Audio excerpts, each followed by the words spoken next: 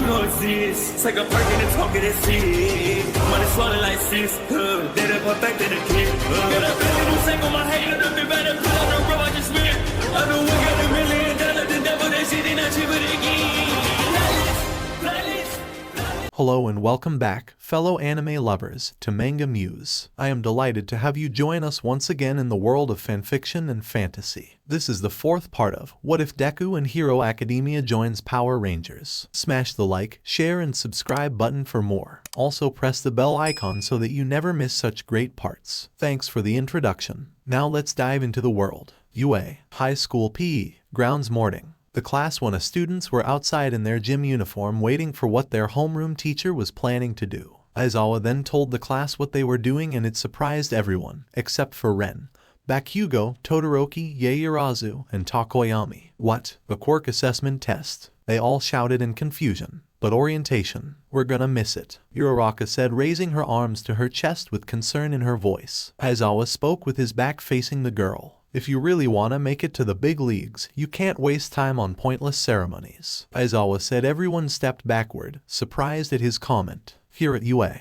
we're not tethered to traditions. That means I get to run my class however I see fit. He continued, turning his head to face them. The man turned his body, now facing the group as well. You've been taking standardized tests most of your lives. He held up a phone, a sort of measuring app open. But you never got to use your quirks in physical exams before. The country's trying to pretend we're all equal by not letting those with the most power excel. It's not rational. One day, the Ministry of Education will learn. Aizawa explains to his students. Aizawa closed his eyes, took a couple of deep breaths, and exhaled. He seems to preparing himself for something. Then his eyes locked on Ren. Amamiya, he said, getting Ren's attention. Step forward. Ren had no idea what Aizawa was doing, but he just sighed and did what his new teacher told him. He walked up to him and could feel the other students staring at him. Amamiya, you gained the most points on the practical exam, placing you in first place. Not only that, but you managed to beat the previous record holder Allmight's 220 points score with your 221 score, earning you the highest score ever in the history of UA, Aizawa said to Ren. Ren turned his head to see the other students gasping in shock upon hearing that, except for Midoriya, Jiru, Bakugou, and Todoroki. They never imagined that their new classmate managed to beat a record held by All Might of all people. Everyone had their own reaction to this. Ida's eyes were widened and his mouth was open with a shocked look on his face. To think he was in the same class as the most impressive hero student of many generations. Uraraka's eyes widened like a white dinner plate and were shaking like crazy, trying to process the information she was hearing.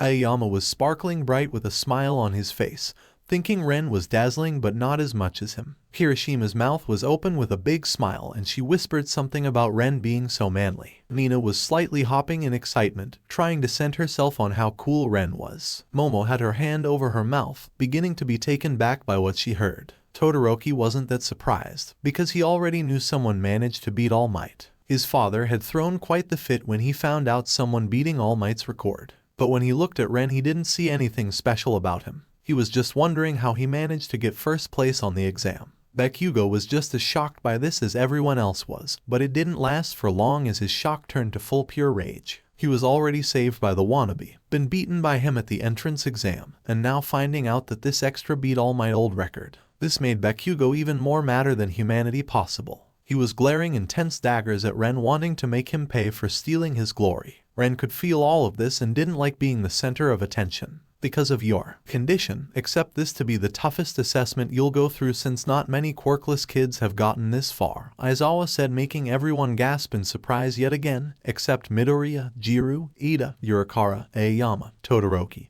and Bakugou. Soon the whole class was in an uproar. He's quirkless, Toru said in surprise. No way, Sato cried out. That's crazy, Shiro cried out. That can't be true, can it? Kaminari asked. Yet he managed to beat All Might record. Mina shouted. There's no way a quirkless guy can get into UA. He must have cheated somehow. Maito was complaining. The commerce students took this information quietly, but still had their doubts. Midoriya and Jiru couldn't help but be angry at how the others doubted Ren. Uraraka, Ida, and Aoyama felt bad for him because they had already seen what he was capable of and thought he belonged there. Silence, all of you, Aizawa yelled, shutting up the entire class. I know this might be hard to believe, but it's the truth. Despite not having a quirk, Amamiya took the exam like all of you and passed. And if you still have doubts, then UA. confirmed that Amamiya didn't cheat either, Aizawa said, resting his case. Mr. Aizawa. Aizawa turned back to Ren. It's fine. I was kind of expecting something like this to happen anyway, Ren said with a weak smile. But if words alone aren't enough to convince them, then I'll have to show them with my actions that I earned my place here. Ren then had a determined look on his face. Aizawa softly grunts at the ranger's words and stern expression, while most of Ren's classmates was surprised at how determined he is and how serious he sounded. With Midoriya, Jiro, Ida, and Yurikara being impressed with Ren said, and Bakugou getting pissed off, taking what Ren said as a challenge. A wise choice of words, problem child. Now return back to the others, Aizawa said, with Ren doing as he was told. When Ren walked back to the group, he noticed them all staring at him, but he chose to ignore it and take his place beside Midoriya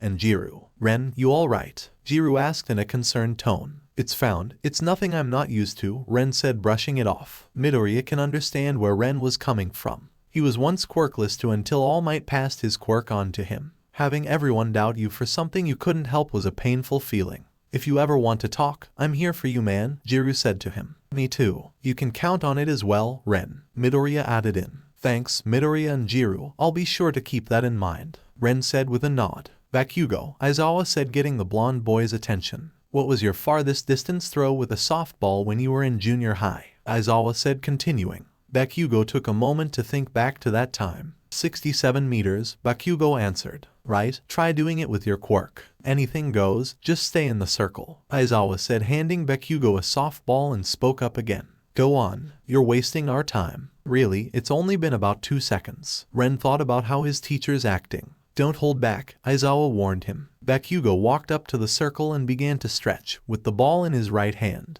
He planted his foot into the ground, readying his arm. I'll add a little heat to my pitch and blow them right to hell, Bakugou thought. The boy quickly stepped forward, face filled with rage and arrogance. Just imagine the ball being Deku and the wannabe. He released the ball from his fingertips, complementing the throw with a hefty explosion as he yelled out, die. Die, Midoriya thought in confusion. Seriously, Jiro just rolled her eyes at this. Future pro hero, ladies and gentlemen, Ren thought in disappointment while shaking his head. All of you need to know your maximum capabilities, Aizawa said, pulling out his phone, showcasing the number that was displayed on it. It was 705.2 meters. It's the most rational way of figuring out your potential as a pro hero, Aizawa said to his class. Gasps circled around, most students looking shocked in some way or another. Whoa, 700 meters. Are you kidding me? Kaminari said, a nervous look on his face. I wanna go. That looks like fun, Mina said, clapping her hands together and grinning. This is what I'm talking about, Siro said with exclaimed.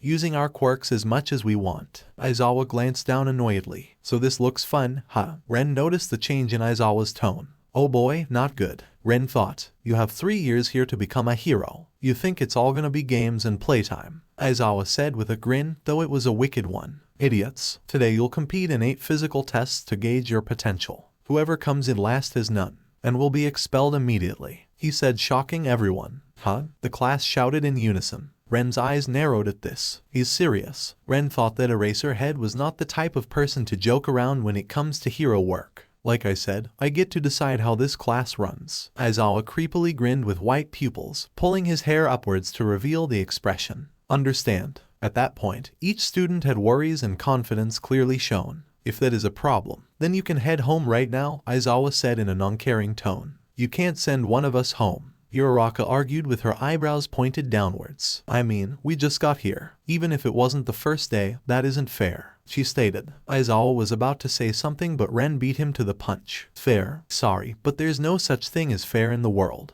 Ren said to her, getting everyone's attention. Aizawa raised an eyebrow, seeing where his student was going with this. Huh? Uraraka said in confusion. Let me ask you something. Is it fair for natural disasters to happen? Is it fair for people who get incurable diseases? Is it fair for villains to mess up a person's life? And is it fair for people who are born with quirks and those who weren't? Ren said. Let me ask you again. Where was the fairness in all, eh? He asked her. Uraraka was now completely stunned by the speech Ren made. She wanted to say something, but couldn't find the right words to counteract him. So she just stayed quiet with her head hanging down. I hate to be the one to say this, but life isn't fair. And if you want to be a hero, you either ought to step up or just stay out of the way. Ren told all of them. because he can understand more than anyone just how cruel life is and it doesn't play fair for anybody. All the other students were stunned by his speech, expected for Bakugou, who was only glaring at Ren. Despite not having a quirk, they were able to see how serious he was when said that to them. The only exceptions out of the students so far were Midoriya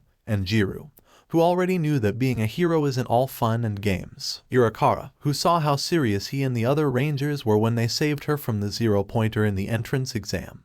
Mina, who sees Ren as a cool person and had a strange feeling she had seen him somewhere before. Todoroki, Takoyami, and Yaoyorozu, whom being mildly surprised because of his way of thinking, and of course Ida, who has become even more amazed by him. Aizawa couldn't help but be impressed by the way his student spoke to the other. He did not expect such a thing to come from a student, but he could understand since Ren was a Power Ranger and already fought against a villain. From out of everyone here, it took the quirkless boy to get it, Aizawa said with a tiny smile while drawing everyone's attention to him. What Amamiya said is correct. The world isn't fair, and if you aren't prepared to face it, then you don't belong here, Aizawa said in a serious tone. Natural disasters, man-made disease, power-hungry villains, and catastrophic accidents that wipe out whole cities. It keeps speaking. The world is full of unfairness. It's a hero's job to try and combat that unfairness. If you want to be a pro, you're gonna have to push yourself to the brink. For the next 3 years, UA will throw one terrible hardship after the other at you. So go beyond. Plus ultra style. Aizawa tilted his head, smiling as he gestured with his finger. Show me it's no mistake that you're here. Aizawa let his words sink into his students' minds. Ida pulled a water bottle from his pocket, sipping it as he thought. I don't approve of this kind of hazing, but UA's the top hero program. I have no choice. Time to blow these nerds away.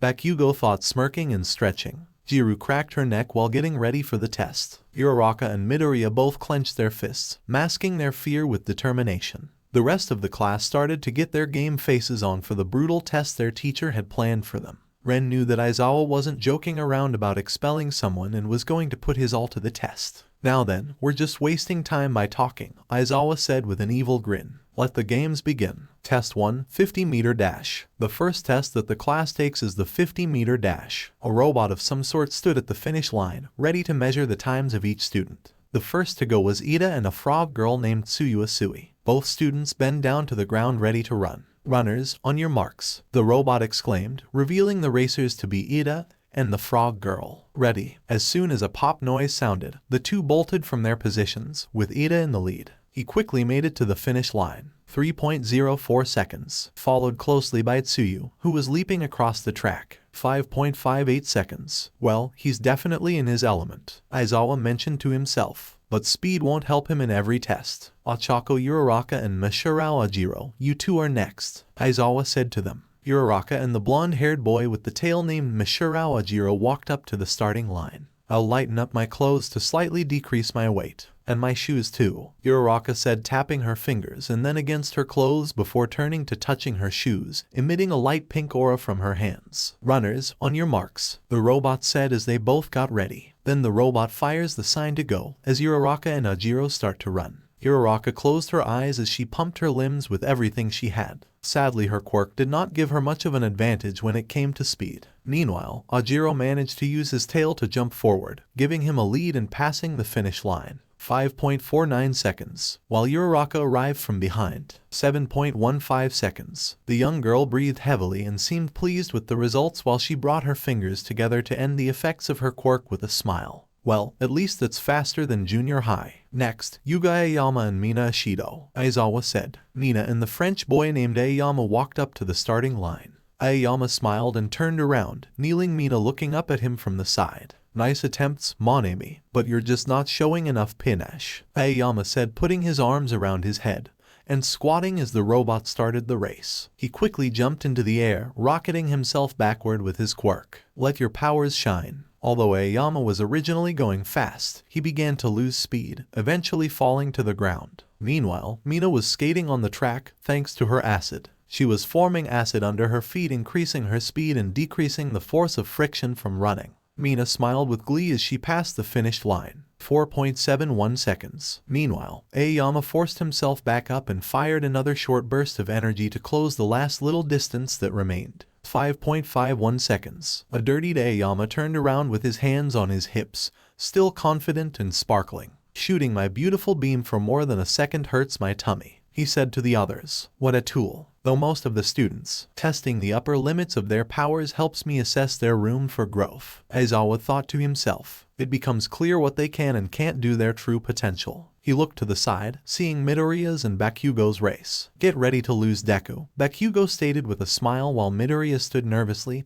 but shrugged it off. Okay Izuku, just focuses, Midoriya thought to himself as he lowered his body to the ground. Runners on your marks, ready. The two raised their bodies, prepared to run. One for all, full cowling 12%. Midoriya activated his quirk, as red markings immediately appeared on his arms and legs. Then it started to spread to his forearm, then to his hands, then to his feet, and upwards to his chest and shoulders, as tiny green electricity was dancing around his body. What? Bakugo notices this with a surprised look. But he didn't have time to think about it when he heard the pop sound going off. Bakugo threw his hands behind him, lighting rapid explosions in his palm. Using this technique, he propelled himself forwards, while Midoriya lagged behind. Burst speed, he called out, as the recoil effect from the explosions propelled him forward at an even greater speed. He thought he was going to win until Midoriya shot in front of him like a speeding bullet, which surprised him. Midoriya managed to pass the finish line first, for the robot to reveal his score. 1.33 seconds. The robot announced before Bakugo passed the finish line next. 4.13 seconds. Ran and Jiru just smiled at Midoriya beating his bully in front of everyone. So fast, Urikara said in surprise. Fast indeed, Ribbit. Tsuyu agreed. Aizawa was slightly surprised by the boy's speed. So that's the quirk All Might gave him, he thought, remembering the secret conversation he had with him and the principal about his quirk. He wasn't going all out, but at some time he wasn't holding back. He was only able to use the amount of power he can handle right now. Aizawa thought of being satisfied with Midoriya's results. Midoriya let out a breath as he disabled his quirk. I can only use about 12% of one for all power, and thanks to my ranger abilities I might be able to pull this off, he thought with a smile. Meanwhile, Bakugo was looking at Midoriya in confusion about what just happened. What the hell? Bakugo had a bewildered expression on his face. If he had a quirk, he would have gotten it when we were kids. This is impossible,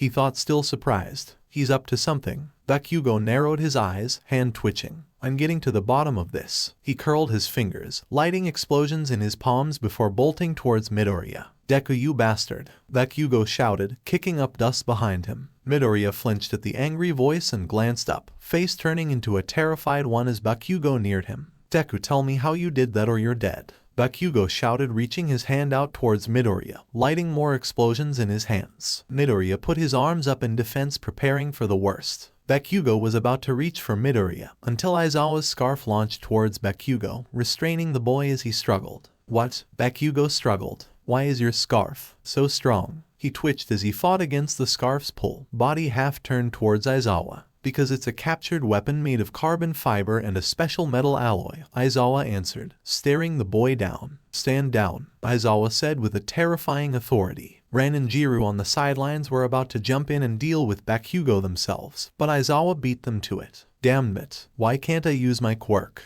Bakugo angrily asked, trying to use his power. It's because I used my quirk to erase yours, he answered the boy. It'd be wise to avoid making me use my quirk so much. Aizawa raised his head, eyes a fierce red. It gives me serious dry eye. Too bad. That power is amazing. The entire class thought. Thank you, Eraserhead. I appreciate the help, sir, Midoriya nervously said after the near attempt on his life. It's fine, Midoriya, Aizawa said, still holding Bakugo back. I was already keeping watch over him to see what he would do. After what Nezu told me about him, I plan on correcting his behavior. It's a good thing we told them about Bakugo's attitude problem. Ren thought. Bakugo seriously needs to grow up. Jiru thought as well. Aizawa loosened his grip on his scarf before letting it fall and closing his eyes. He waved his hand, walking away. You're wasting my time now, he said in annoyance. Let's move on to who else is next. Midoriya immediately walked away from Bakugo and headed back to the others. Bakugo stood still in the center of the field, fists clenched as Midoriya nervously left. He gritted his teeth, turning around to look at the boy. Until the exam, he was nothing. A little bug I could crush if I wanted to, Bakugo thought in anger. Midoriya, Ida called to him. I didn't expect you to be faster than me. You have my respect, Ida happily said. Yeah, you are super cool, Toru said as she happily approached him. I'm Toru Hagakure, by the way. she said. Thanks, had to train myself hard to get to this point, Midoriya said, rubbing the back of his head. That was still amazing. I can't wait to see what else you can do, Toru said, getting up closer to him. Oh, of course, Midoriya said with a blush on his face. Irakara saw this and had an irritated look on her face from how close Toru was to him. Luckily, bastard, Wainta said in jealousy. Jiru and Kaminari, you're next, Aizawa said as Kaminari soon allowed a wide grin to come across his face. Oh yeah, I got this one in the bag, Kaminari exclaimed while running up to the starting line. Jiru simply walked over to the starting line and gave him a smile like everything was going to be fine. Oh, this guy is so screwed, Ren and Midoriya thought at the same time, knowing how fast Jiru was. Runners on your marks, ready, the robot said with Jiru and Kaminari raising their bodies, prepared to run. Kaminari never lost his confidence grin and was thinking this was going to be a piece of cake. But Jiru was going to give him a run for his money. Go. The robot gave the signal. When that appeared, Kaminari ran with everything he had to reach the finish line first. He thought he was going to win until Jiru instantly outrun him, which surprised the electric boy. 2.34 seconds, the robot said before Kaminari came in next. 6.87 seconds. Everyone was surprised by the rock girl's speed, except Midoriya and Ren. Holy cow, she's fast, Sato said in surprise. A truly impressive speed. Takoyami nods in respect. She even beat Eda's score, Shoji said in response. Kaminari was mentally shocked by his loss. BB, but how did ILL lose? He asked her. Because you're a loser, Jiru said, sticking her tongue at the boy, teasing him. Kaminari then hangs his head down in defeat while crying in his loose. Poor guy never stood a chance. Ren thought. Ren, Amamiya and Momoye Yarazu, you're next, Aizawa said to them. As he said that, Ren and a tall black-haired girl with a spiky ponytail walked next to one another. She's pretty tall compared to most of the girls here, Ren thought, looking at her from the corner of his eyes as he and Momo take their places. Brushing off the thought, Ren got in a starting position. Okay, I'll use my ninja speed to help me here in this test. Ren coming up with a plan. He waited for Momo to do the same. But upon shifting his eyes to her, they slightly widened to see a red electric scooter being produced from her arm. Did she just make a scooter come out of her arm? Ren thought in surprise, never seeing a quirk like that before. Momo noticed Ren's bewildered stare at her and gave a sympathetic look. My apologies, Amamiya, she said while turning on the scooter, placing her right foot on it and holding on to the handles. I'm only doing what I must to succeed. Oh, don't worry about it. I was just surprised at what your quirk is able to do, Ren said to the rich girl. It doesn't really matter to me how you use your power. Momo is taken aback by his response. She really expected him to call her a cheater for making an electric scooter that would make her faster, much like most students did in junior high for certain quirk assessments, even when she was recommended in UA. But much to her surprise, Ren didn't see it that way, and the fact it's almost like he didn't care. He saw it as her just simply using her quirk, and he was perfectly fine with that. She was about to ask if he really wasn't that ticked over her advantage via her creation quirk. But Ren was faced forward again to prepare for the 50-meter race. This made Momo do the same, but in a different stance since she was now riding an electric scooter. Runners, on your marks, the robot exclaimed, making Ren and Momo more focused than before. Ready. Then the starting sign went off, with both Momo and Ren taking off. Momo pulled her hand back on the lever and burst off at a fast speed due to the electric device. Both her feet were on the scooter and driving through the field at incredible speed. She was convinced that she would reach the finish line first. But boy was she wrong. Meanwhile, Ren used his ninja speed to disappear in a blur as he shot himself to the finish line. 0.14 seconds. Momo was able to finish her run as well. 2.85 seconds. When the race was over, everyone, even Momo, was shocked by that ridiculous level of speed from someone their age, except Midoriya and Jiru. Even though she managed to beat Ada's time and was not as close to Midoriya's time, it was still surprising to see Ren get a time of 0.14 seconds. Even Aizawa was a little surprised with how fast Ren moved. I know that Power Rangers are faster than normal humans, but I didn't expect him to be that fast. He then remembers the history of the Power Rangers. So fast, Toru said in surprise. This guy is a beast, Siro said, commenting. I didn't even see him move. How'd he do that? Kaminari said with a stunned look on his face. I thought he didn't have a quirk, Wainta said in fear. He doesn't, Jiru said, getting everyone's attitude. That was just pure speed, she said, making everyone's jaws drop. What? Most everyone in class cried out. Whoa. Ajiro looks at Ren in astonishment. He was able to beat all of our times. Yeah, Mina shouts in both surprise and excitement with her eyes glued onto Ren while grinning. He was even able to surpass my time. He's beaten mine as well, Aizawa said smiling. Mine too, Ribbit, Tsuyu states with a neutral expression. His speed even outclasses my own. I need to work hard if I ever want to keep up, Ida declared. Jiru and Midoriya smiled at Ren's success and were glad that everyone was starting to see him in a new light. Bakugou was getting even more angry at Ren for beating him again. Todoroki's eyes narrowed at that level of speed and started to have doubts if Ren was quirkless. Ren heard what the others but chose to ignore it because he didn't care what others thought of him. He was about to head back to the other students when he noticed Momo approaching him with an expression of acknowledgement. You were fast, Amamiya. I have to confess, I underestimated you before we started the race, Momo said to him. Ren just gives her a small smile. It's fine, I'm used to it with me being quirkless and all, he said. This made Momo feel pretty guilty. She has nothing against quirkless people but still feels horrible for how little she thinks of Ren. Amamiya, Momo was about to apologize when Ren placed his hand in front of her, stopping the girl from speaking any further. Save it, Yaoyorozu, Ren said, putting his hand down. Like I said, it's nothing new, so there is no reason for you to apologize, okay? Right? Momo sadly said with her head hanging slightly down. But I gotta say, your quirk is very impressive. Using an electric scooter to increase your speed from running was quite a clever approach. With a quirk like yours, you would make an excellent hero someday, Ren said with a heart-warming smile. Momo is once again surprised by Ren's words. She thought he was angry at her, but that wasn't the case. She never expected him to be so encouraging to her on the use of her quirk, especially since she knows that Ren doesn't have one. Ren Amamiya was kind-hearted and pretty in Momo's eyes. Thank you for the compliment, Amamiya, Momo said with a bow. Just call me Ren, I prefer being called by my first name, Ren said to her before walking away. Momo remained silent as she watched Ren return to the rest of the group of students and mostly spoke with Midoriya and Jiru. Ren Amamiya, just who are you? Momo thought before smiling in curiosity. As they were talking, Minto was glaring in envy at Ren after seeing him speak with Momo in such a casual manner, thinking that the quirkless guy was lucky to talk to the hottest girl in class. Alright, Shoto Todoroki and Koji Koda, you're next, Aizawa said, moving on to the next students. Test 2, Grip Strength. The next test is grip strength. All the students are inside a building for this part of the test. Everyone had a grip machine in their hands, testing their strength. And like the last test, the students are allowed to use their quirks. Wow, Zero shouted, looking at Shoji in awe. You hit 540 kilograms. You're such a beast, he said, impressed by his score. Yeah, like a muscly octopus, Minta said in agreement. The Rangers looked around to see the other students' score, but the one that stood out the most was Shoji. Looks like everyone's really getting into this, Ren said. Guess it's our turn then, Jiru said, holding the device in her hand. Yeah, Midoriya looked at his device and used 7% of one for all in his hand.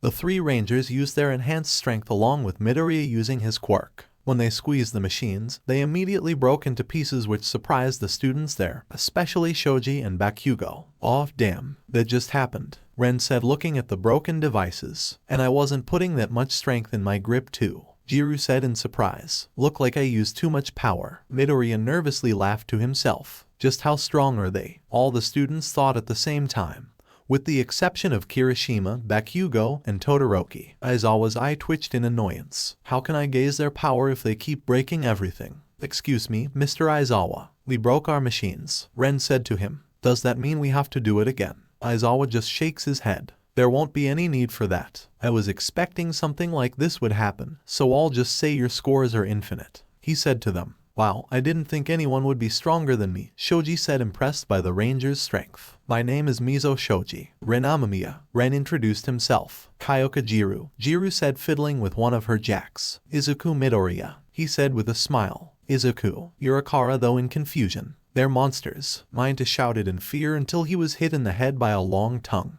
Don't be rude, Tsuyu said to the little pervert. Dude, for someone who doesn't have a quirk, that was freaking manly. Kirishima ran up to Ren. I'm Ijiro Kirishima. He had his hand out for a handshake. I'm Ren Amamiya, but just call me Ren, he said, shaking his hand. Sure, bro, Kirishima said with a smile. I have to ask, how are you so strong without a quirk? He asked. Simple, I trained, Ren said, making the red hair boy laugh. That's awesome, man. Say you don't mean if I train with you sometime? Kirishima asked. If I do, I might get as strong as you. That sounds like a great idea, Kirishima. Just name the time and I'll be there. Ren agreed. Thanks, Ren. Here's to a manly friendship, Kirishima happily said. Enough talk. We're heading to the next test. Aizawa ordered the class. Test 3, Standing Long Jump. The third test is the standing long jump. All the students are back outside standing in line taking turns on who jumps over the sandpit to see how far they can go. Most of the students who didn't have a very powerful quirk had to do it the old-fashioned way. As for everyone else, Bakugou used his explosions to easily clear the sandpit. Aizawa used his laser to shoot himself over the sandpit. Irakara used her zero gravity to lessen her body weight to float over the sandpit, and Tsuyu used her frog legs to leap over the sandpit. Everyone else besides Ren, Midoriya, and Jiru has gone yet. Now it was their turn. Good luck, Midoriya, Ren said lightly hitting his back. You got this, dude. Jiru giving a thumbs up. Right, I'll do my best, guys, Midoriya said with a half-nervous but happy smile. Midoriya approached the sandpit and got into a running stance. Imagine the egg in the microwave, Midoriya whispered, concentrating his power as it was surging through his body. One for all, full cowling 12%. Then he took off at an incredible speed as jumping over the entire sandpit before slowly levitating back on the ground. This surprised everyone, especially Bakugou yet again. As expected of a Power Ranger, Aizawa thought, remembering what the Power Ranger is capable of, and he's have good control over his quirk. That was an impressive jump you pulled off, Midoriya, ribbit. Tsuyu compliments him. Gee, thanks. Midoriya nervously laughs. I'm izukumidoriya. Tsuyu Asui, but I prefer it if you just call me Tsu, Tsuyu said to the boy. It's nice to meet you, Asui, he said. I said to call me Tsu. She bluntly corrected him. Sorry, Midoriya apologizes. You want to go next or should I? Ren turned to ask. Jiru. I'll go, Jiru simply said, walking up to the sandpit. Jiru then started to run before jumping across the sandpit, clearing it with her body, slowly landing back on the ground. Did she just land back on the ground slowly just like Midoriya? Zero asked. Yeah, I noticed that too, Shoji said. Do you think they have the same quirk? Irakara asked the group. It's possible, but we can't be too sure without asking them, Ida said, rubbing his chin. Or it could be that they have multiple quirks, Momo said, getting everyone's attention. Multiple quirks. That explains why they could do all those things that normal quirks shouldn't, Takoyami said. But isn't having multiple quirks like impossible? Mina asked in confusion. I don't know, I'm just theorizing, Momo said. Still think about this. Bakugou, who listened to the convention, had a horrified look on his face. Was it really possible for Deku to have multiple quirks? The weakly he once thought was a useless fly was this powerful, maybe even stronger than himself. Bakugou didn't want to admit it, but that idea scared him to his very core. But what about Amamiya? Everyone turned their attention to Todoroki, who finally spoke. I noticed that Amamiya can do the same things that Midoriya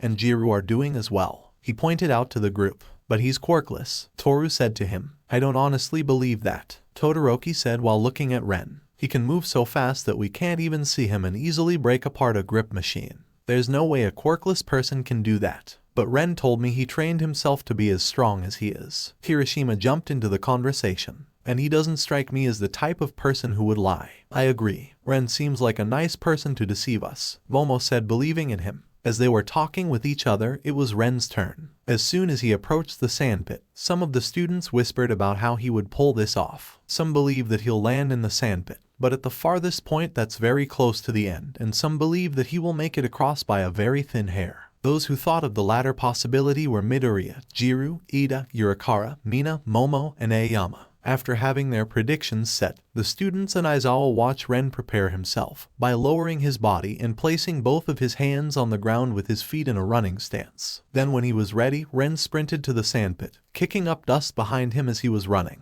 When he was close enough to the edge, he jumped across not only the sandpit but the entire field at an incredible height and distance much longer and bigger than the other students. He landed back on the ground with him and slowly went down like a feather.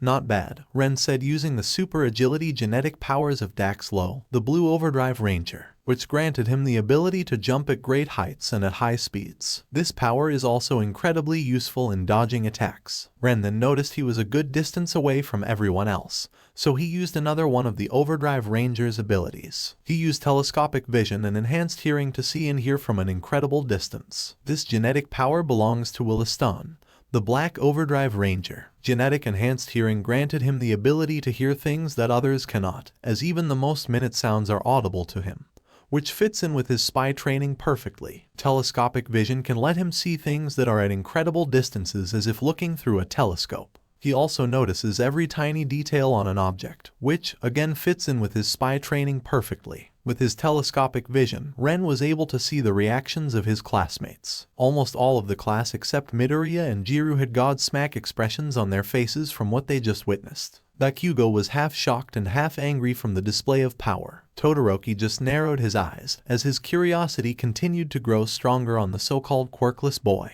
Kirishima becomes even more impressed by Ren's manly jump. Mina was ecstatic about another one of Ren's performances and was looking forward to seeing what else he could do. Tsuyu's neutral look turned to pure shock from the height and distance. Not even she can jump that high. Momo, like the others, was surprised by Ren's display of power. She knew he was fast and strong but did not expect him to leap that high in the air. This just piqued her curiosity about him even more. Lintu was about to wet himself from the surprises Ren kept throwing out. Even Aizawa was surprised by his jump. He was not expecting him to go that far or high. What the hell just happened? Most of the whole class cried. That was insane, Kaminari said with widened eyes. Okay, there's no way this guy doesn't have a quirk after seeing all of this. Lintu cried. Did you see how far he jumped? It was so manly, Kirishima said, clenching his fist while a tiny tear came out of his eye. Not even I can jump that high, ribbit, Tsuyu said in surprise. What a spectacular jump, Aoyama said. That was so cool, Mina said while hopping in excitement. Incredible, Momo and Kota both whisper in awe. Amazing, truly amazing, Amamiya, Ida praised his classmate. Yeah, is there anything he can't do? Irukawa asked in happiness. Midoriya and Jiru smiled at Ren's success again.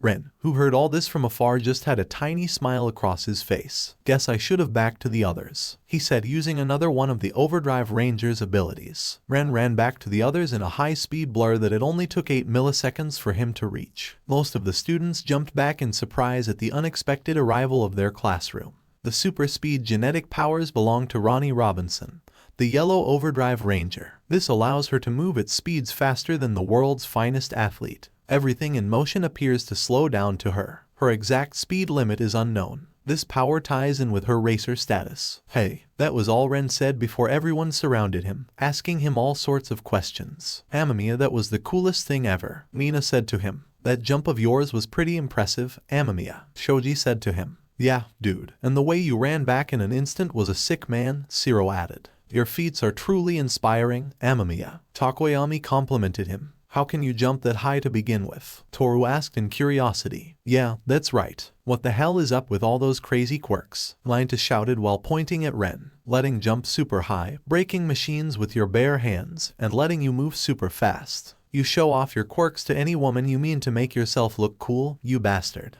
Ren just dangerously narrowed his eyes at the purple midget, which made Minta back off in fear for his life. First off, I'm not trying to show off anything. And second, I already told you that I'm quirkless, Ren said to them. I call bullshit, Bakugou shouted angrily while stomping over at Ren. There's no way in hell you can be quirkless with all of that shit you were pulling off. So quit lying. I have no reason to lie about being quirkless, and besides, it really does matter to me whether or not you believe me, Ren said with his arms crossed, not letting the Bakugou get to him. YUFX, but until Bakugou was cut off by Aizawa. Enough. You're wasting time. We're heading to the next test, Aizawa said, ending the conversation. Ren walked away from Bakugou, who was just staring at him in rage. But Ren chose to ignore him and head back to his teammates. Everyone else was just wondering if he was telling the truth about being quirkless or not. Some believed he was telling the truth while others thought he was lying. But they all chose to forget it for now and focused back on the tests. Test 4, Repeated Side Steps. The fourth test was the repeated side step.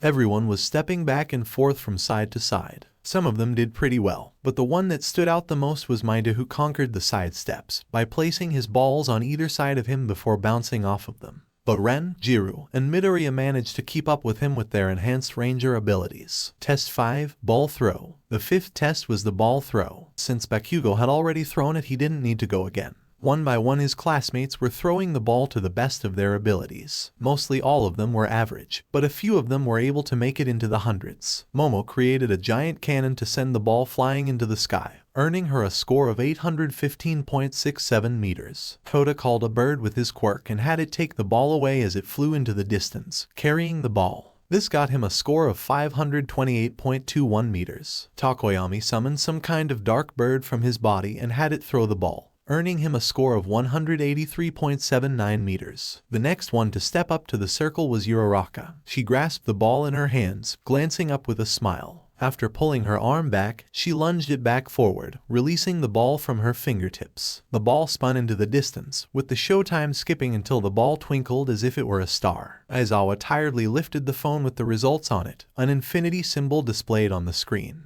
The class dropped their jaws. Infinity. That's insane. Kaminari was awed and wide-eyed. How's that possible? That makes sense, Ren said out loud. With her quirk able to make some objects weigh pretty much nothing, it's only natural for the ball to fly like that. Jiru, you're next, Aizawa said to her. You got this, Jiru, Ren said, pulling up his fist for a fist bump. You know it, she said, returning the bump with a grin before walking into the circle. When she picked up the ball, Jiru closed her eyes while taking a few deep breaths. She was channeling her inner animal spirit to give her strength. Then her body was surrounded by a dark purple aura. Everyone was surprised by this, except Aizawa, Ren, Midoriya, Ida, Urikara, and Aoyama, who had already seen this. Jiru opened her eyes and cranked her arm back in a throwing stance. Spirit of the Wolf. Jiru sends the ball flying into the air, which causes wind pressure similar to Bakugou's, but it is even stronger. As the ball was thrown, the students could hear the sound of a wolf howling. A few seconds later, Aizawa's phone beeped and he showed everyone her score. It was 991.42 meters. Holy, Kaminari and Mineta shivered in fear from the girl's monstrous strength. She defended Yaoyorozu's score with just her strength, Kirishima said in awe. So manly. Kirishima, you know Jiru's a girl, right? Nina corrected him. I know, but still you have to admit that throw of hers was impressive, Kirishima said back. Fair point, Mina agreed. What the light she gave off was pretty. It wasn't as flashy as her costume though, Aoyama said, which confuses everyone, except Ida and Urikara. What costume? Momo curiously asked. Nom, you have to see it for yourself, mademoiselle.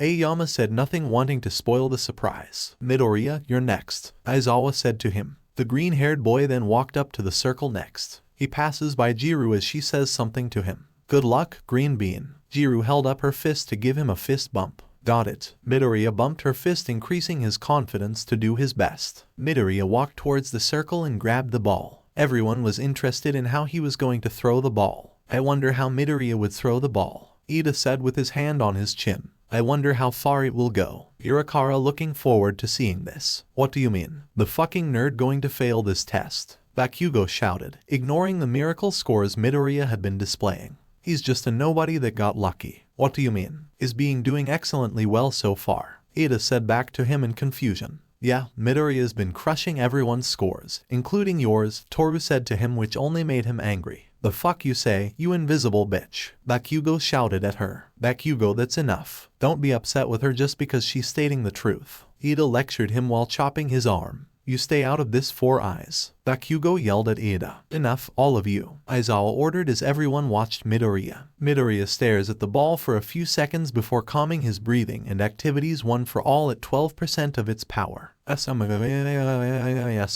Midoriya threw the ball, and a shockwave of energy pulsed through the sky, the ball creating rings of dust as it flew upwards. An explosion of wind propelled the ball upwards, causing amazement in the rest of the students. Bakugou, out of all of them, had the most surprised expression from the force of power from the throw. Aizawa glanced down at his phone and had a slight surprise on his face. He then showed it to the rest of the score displayed on the screen was 1,411.12 meters. Over 1,000 meters. That's crazy. Mineta freaked out. Now that's a heroic score right there, Sato said in awe. Nice. He's finally showing us his true power, Uraraka said, jumping into the air with her arms up, grinning widely. I expected nothing less from Midoriya. Ida was impressed. What was that about him being a nobody? Toru grinned at the now stunned Bakugou. Bakugou's eyes widened in disbelief, like his whole world was crashing down on him. The score Deku got was not only bigger but was twice the amount he'd gotten. Ren and Jiru noticed the priceless look on Bakugou's face and couldn't hold back their laughter at the blonde boy getting some well-deserved payback for all the times he threaded Midoriya like crap. Yes, I did it. Midoriya pumped his fist in the air slightly at his score. Nice score, Midoriya.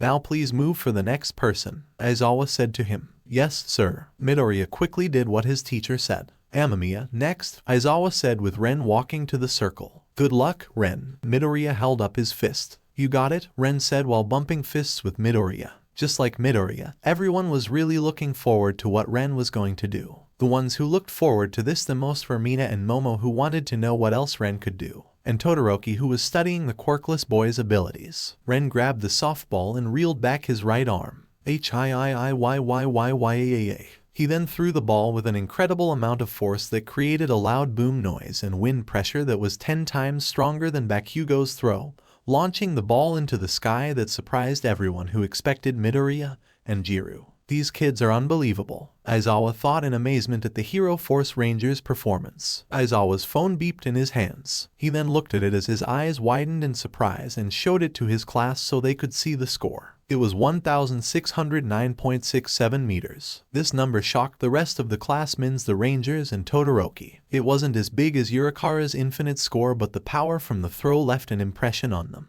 Alright, wait Ren. Nina cheered for him. As impressive as always Ren, Midoriya said with a smile. So strong, so powerful, Yurikara said out loud. What a show-off, Jiru said with a grin. Did you see that throw? It was so cool, Shiro said in excitement. I know right, he just keeps getting even more madder, Kirishima said with a smile. Amamiya sure does know how to keep surprising us, Ribbit, Tsuyu said with a finger on her cheek. Yes, it makes you wonder what else he can do. Takoyami nodded to the frog girl. Momo was in deep thought about all of Amamiya's abilities. She also noticed that Midoriya and Jiru were also pulling off the same feats as him. It's like all of them had the same quirks, but Amamiya claimed that he was quirkless. This was too suspects for her to ignore. Ren opened and closed his hands a few times before looking at his classmates. He heard them giving him praise for his score, which made him feel a little weird. No one ever praised him for anything before. He just shook off the feeling and headed back to his classmates. Test 6, Distance Run. The sixth test was the long distance run. Ren, Midoriya, and Jiru had no problem with this test since they ran around a lot when they were training for the entrance exam, so 3 of them had more stamina than the average person.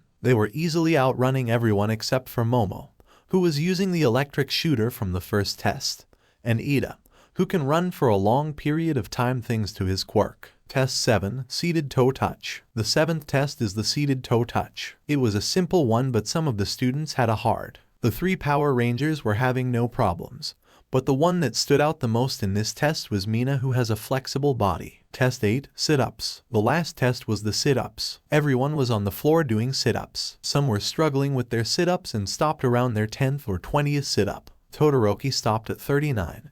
And Bakugou stopped at 45 even though he wanted to keep going but couldn't. Ren, Midoriya, and Jiru were still going on without much of a problem until Aizawa had to flag them. It's obvious that you 3 can go on for a while, Aizawa had said to the 3. So stop wasting my time and let's rank your scores, he said to them. Ren and the other students are now done with the quirk assessment test and gather up to see the results. Alright, time to give you your results, Aizawa said. I've ranked you all from best to worst. You should probably have a good idea of your standing already. I'll just pull up the whole list. It's not worth going over each individual score. Aizawa clicked his remote, pulling up a large, blue screen that listed each student's score. Rankings. First, Ren Amamiya. Second, izukumidoriya. Third, Kyoka Jiru. Fourth, Momo Yaoyorozu. Fifth, Shoto Todoroki. Sixth, Katsuki Bakugou. Seventh, Tenya Ida. Eighth, Fumikage Takoyami. Ninth, Mizo Shoji. 10th, Mishirawa Jiro. 11th, Ijiro Kirishima. 12th, Mina Ishido. 13th, Ochako Uraraka. 14th, Koji Koda. 15th, Rikido Sato. 16th, Suiwa Sui. 17th, Yuga Aoyama. 18th, Hanta Siro. 19th, Denki Kaminari. 20th, Toru Hagakure. 21st, Minoru Maita. Everyone was surprised to see Ren getting first on the exam. Bakugou was furious that the damn Deku wannabe earlobes beat him again as he grits his teeth in rage. The other students were relieved of their positions while Maita was nervously sweating as he was in last place. Aizawa expressionlessly turned off the screen. And I was lying, no one's going home. The entire class stared at him with disbelief, shocked expressions littering the crowd. Aizawa grinned. That was just a rational deception to make sure you gave it your all in the tests. Everyone gasped, a unified huh, coming from the crowd except for Ren and Momo. Maita out of everyone was the most shocked. I'm surprised the rest of you didn't figure that out. I'm sorry, I guess I probably should have said something, Momo said with her hands on her hips. Everyone stared at Yaoyorozu from the corner of their eyes. Yeah, you should have, they all thought. Actually, he wasn't lying, Ren said to them with his hands in his pockets. What he said confused the class and surprised Momo. You know it's not funny to mess with us like that, Mr. Aizawa, Ren said in a neutral tone. What do you mean, Ren? Momo asked her friend. What I mean is he was telling the truth about expelling someone, Ren said to her and turned to his class. Do you remember what he said before the test? The 8 physical tests were to gauge our potential, and whoever came in last had none and would be expelled immediately, which means that he saw potential in Mineta despite him coming in last place. He said to them before turning to Aizawa, not only that, but if someone had half-assed this test, it didn't matter what place they came in. You would have sent them home regardless, right? Ren said to his teacher, I mean, you expelled an entire class of freshman students last year just because they didn't meet your standards. Everyone in the class gasped in pure shock from the bombshell that was dropped on them. Their homeroom teacher actually expulsion an entire class of students. Aizawa couldn't help but smile and chuckle lightly as his students saw past him. You got a good memory, he said. You're right. It didn't matter if any of you came in first or last. If no one here showed any potential, I would not hesitate to kick any one of you out, Aizawa said with a grin. Everyone was surprised by this and was happy they took the test seriously. The one who was surprised the most was Momo. She was stunned by this. How could she have missed that little detail in his sentence? I guess I was wrong, Momo said in disappointment with her head down. She then felt a hand on her shoulder and looked to see it was Ren. Nobody's perfect. We all make mistakes, Ren said to her. Yeah, Yurazu. You're still pretty smart, Toru said, cheering her up. Momo just smiles as her classmates pick her up. Thank you both. Shiro turned around, smiling nervously at Kirishima. That was pretty nerve-wracking, huh? No, I'm always down for a challenge. Kirishima grinned, bringing his fist up to his chest. Bakugou scoffed, turning to the side. We're not done yet, Aizawa stated, which left the students confused. Amamiya, I want a one-on-one sparring match with you. WHAAT. The whole class was bewildered by the request. Even Ren was not expecting that from Aizawa. Why the hell does the wannabe get to fight you? Bakugou angrily asked. Yes, I agree, sir. Why do you want to fight, Amamiya? Ida asked. Amamiya didn't display his full power during the test. The students then stared at Ren. You know what I mean, don't you, Amamiya? Morph into a power ranger, Aizawa said. The students were confused about what Aizawa meant except for the other 2 rangers who looked at their leader in concern and Yurikara, Ida, and Aoyama, since they had seen it in action before. Yurikara and Aoyama were quite excited to see it again. But Mr. Aizawa, I already told you. Ren was then cut off. I remember what you said, but you are going to become a hero someday, Amamiya, Aizawa said, then turned his head to the rest of the class. This also goes for the rest of the Hero Force Rangers, he said, getting the attention of Jiru and Midoriya but confused everyone else. If you all only display it during a villain fight or rescue situation, then it's just useless. You need to think more rationally than that. Also, there will be plenty of students who are stronger than you, so if you don't use it, then you're dead meat. Ren along with Midoriya and Jiru gets what Aizawa is saying. They made it a rule to only morph for battling villains like the Power Rangers, but there will be plenty of battles in UA. Okay, sir. Ren changed the Master Morpher into the Grid Battle Force Communicator. I'll do it, Ren said in a serious tone. This only ends up confusing everyone even further, except Midoriya and Jiru, who know what Ren is doing. Is he going to be all ready? Jiru asked Midoriya. To be honest, I don't really know. Ren's going up against a seasoned pro hero, so it won't be an easy fight, Midoriya said with a little concern in his voice. I'm lost. What's going on here? Mina asked. You're about to find out, Yurikara cheerfully answered. It's morphin time, Ren shouted before moving his left arm in front of himself, then quickly tapped the Grid Battle Force Communicator with his right hand before moving his right arm behind his back. As he did that, the communicator glowed red before materializing the Beast X Morpher on his wrist and the red Morph X key in his right hand. This confused everyone there who witnessed it except for Midoriya, Jiru, and Aizawa. Ren then pulled his right arm out to the side while holding the red Morph X key. He then turns his wrist as a green key shaft pops out of the red Morph X key. Then Ren beings both arms to his left side, crossing them together. Activate Beast Power, he shouted while both the Beast X Morpher and the red Morph X key shaft started to glow red and green. After that, Ren spread his arms out wide. Ha! He yelled while bringing both of his arms together, inserting the key into the morpher. Morphing sequence, Beast Morphers. When the red Morph X key was inserted into the Beast X Morpher, it caused the visor on the morpher to unfold while the light from the morpher then intensified. The background around Ren was a dark red area. A red tornado of energy appears above him as Ren moves his arms down to his side while the red tornado swirls down around him. As the tornado was swirling, the image of a cheetah head appeared from the tornado, and it began to roar loudly before dissipating along with the tornado, revealing Ren in his ranger outfit from his neck to feet. Suddenly, his helmet appeared forming from the top of his head with no visor, revealing his eyes.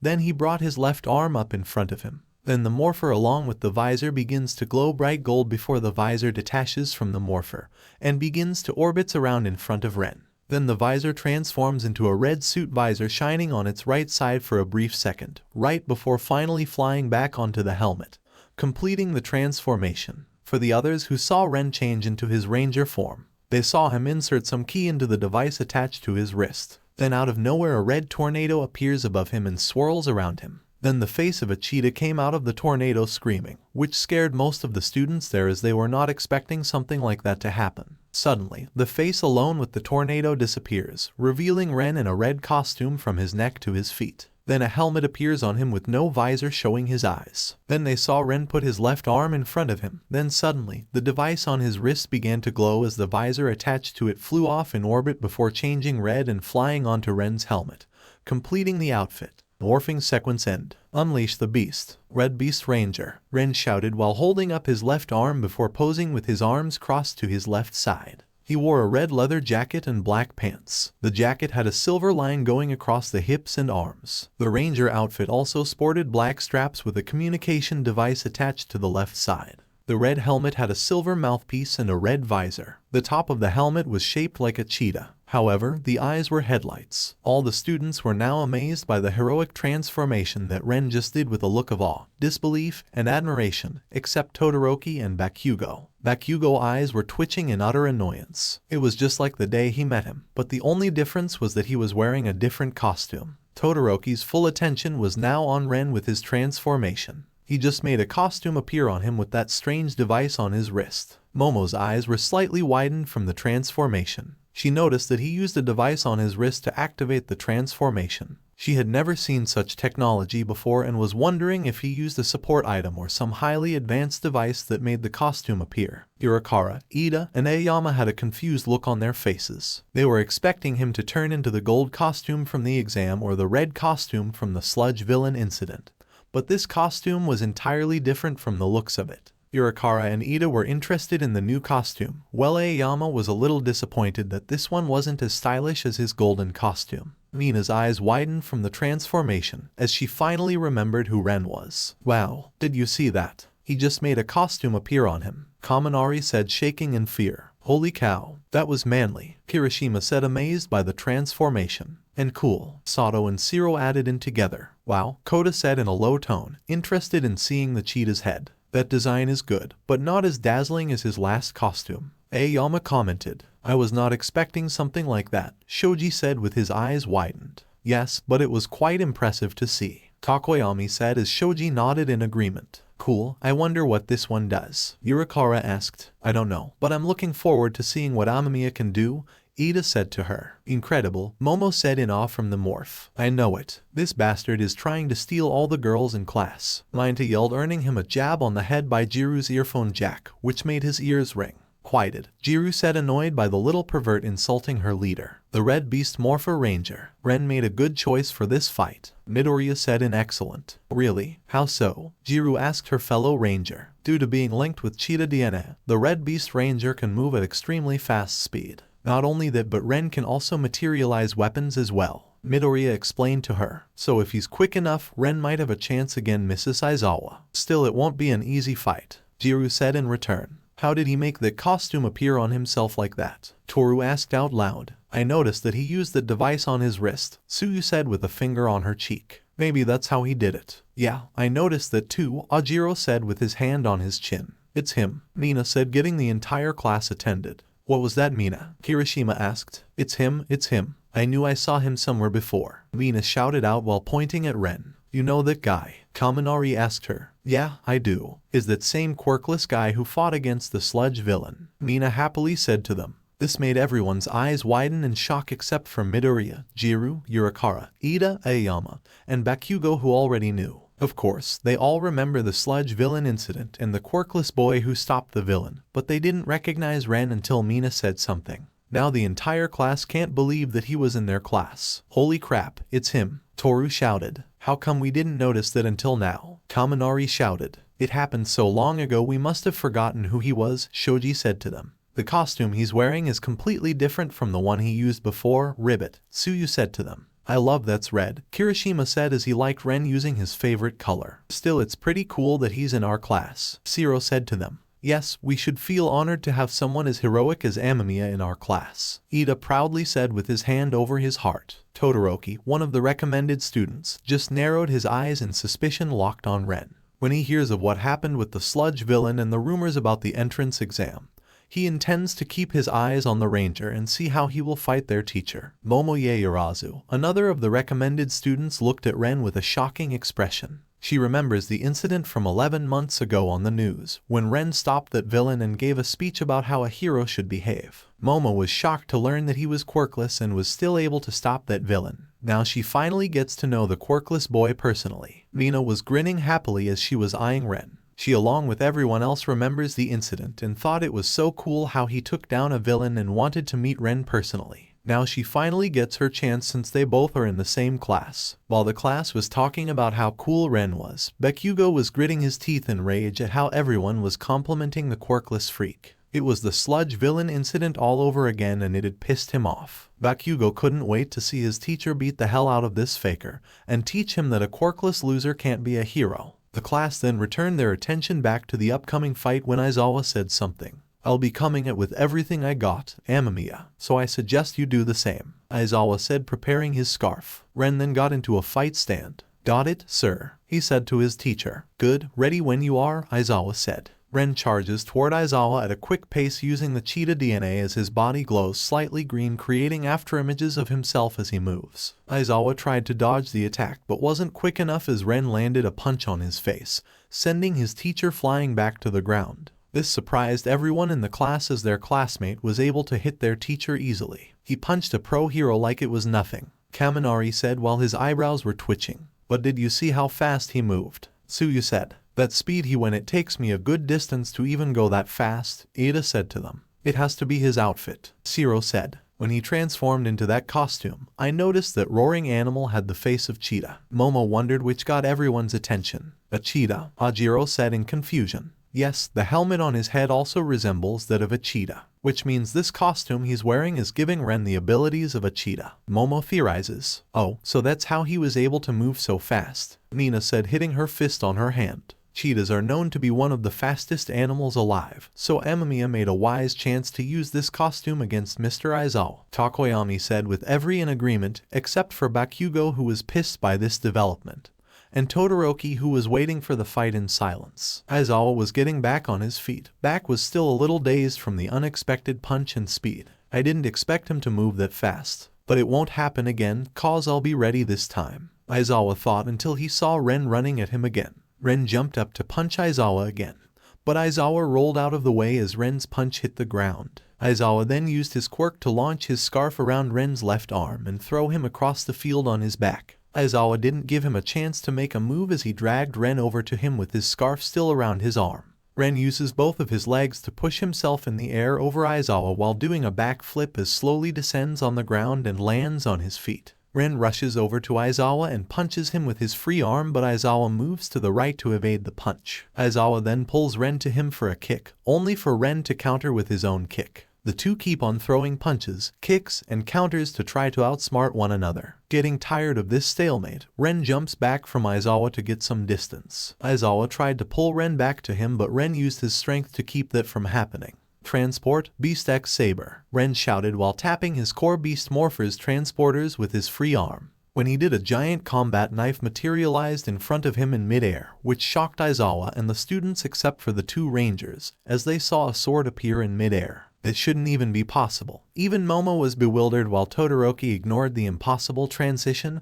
and watched closely. Ren grabs the Beast X Saber with his right hand and uses it to cut himself free from Aizawa's scarf. Aizawa was slightly surprised by this as his special scarf could not be easily torn or cut apart, but this Beast X Saber was able to do it. It looks like my quirk is no good against his ranger abilities. Aizawa thought that his power was useless to Ren. Ren ran back at Aizawa again with his sword in hand. Aizawa tried to capture Ren again with his scarf, but the Red Beast Ranger used his sword to cut his scarf up like it was paper. Aizawa moved out of the way to evade the attack, but Ren wasn't letting up as he was swinging slash after slash at Aizawa, grazing him a few times. His quirk doesn't work on the Ranger, and if he uses his scarf it will just get cut up again. Aizawa gritted his teeth in frustration because the only thing he could do was dodge. The students were amazed that their classmates were putting a pro hero on the ropes while Todoroki was confused. Same with Bakugou, who couldn't process what was happening.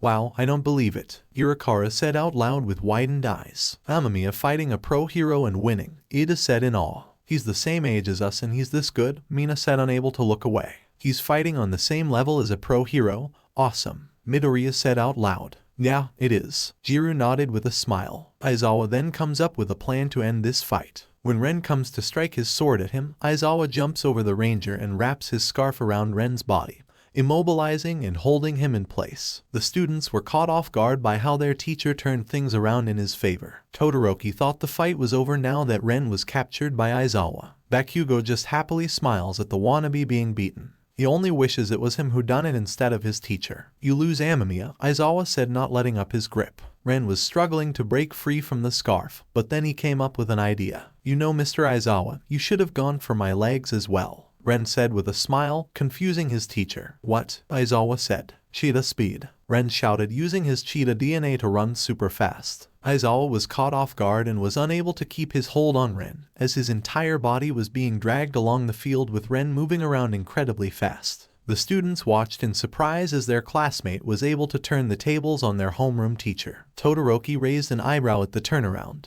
Bakugou lost his smile and was replaced with shock. Aizawa couldn't do anything as he felt slight pain with his body being dragged across the field, as his scarf was wrapped around his neck and Ren's body. Ren then jumps in the air to do a rolling front flip while cutting the scarf connecting the two of them together, freeing himself again as he slowly lands on the ground. Aizawa got back on his feet only to see what Ren was going to do next. Transport, Beast X Blaster, Ren shouted while tapping his core Beast Morpher's transporters with his left hand as a blaster materialized in front of him in midair. Did he just say blaster? Everyone thought in surprise as he summoned a new weapon except Midoriya, Jiru, and Todoroki. Ren grabbed Beast X Blaster with his left hand and pointed it at Aizawa, which made the hero's eyes widen. Beast Blast, Ren shouted as he fired 5 shots at Aizawa. Aizawa quickly dodged all 5 blasts as they almost got him, but Ren took advantage of his distraction and used his cheetah speed to close the distance between them. Oh no, Aizawa thought in horror. Beast X Slash, Ren shouted as the Beast X saber blade glowed green and slightly bigger. Ren then swings his sword down at Aizawa, cutting his scarf in half around his neck along with his shirt, hurting the hero. Aizawa fell down on the ground due to the attack, unable to continue the fight. Ren looked down over at his teacher. Was that good enough for you, Mr. Aizawa? He asked. Aizawa groans in pain from the attack and nods. Yeah, you performed well. You can revert back now. Ren powered down from his ranger form and grabbed Aizawa by his arm,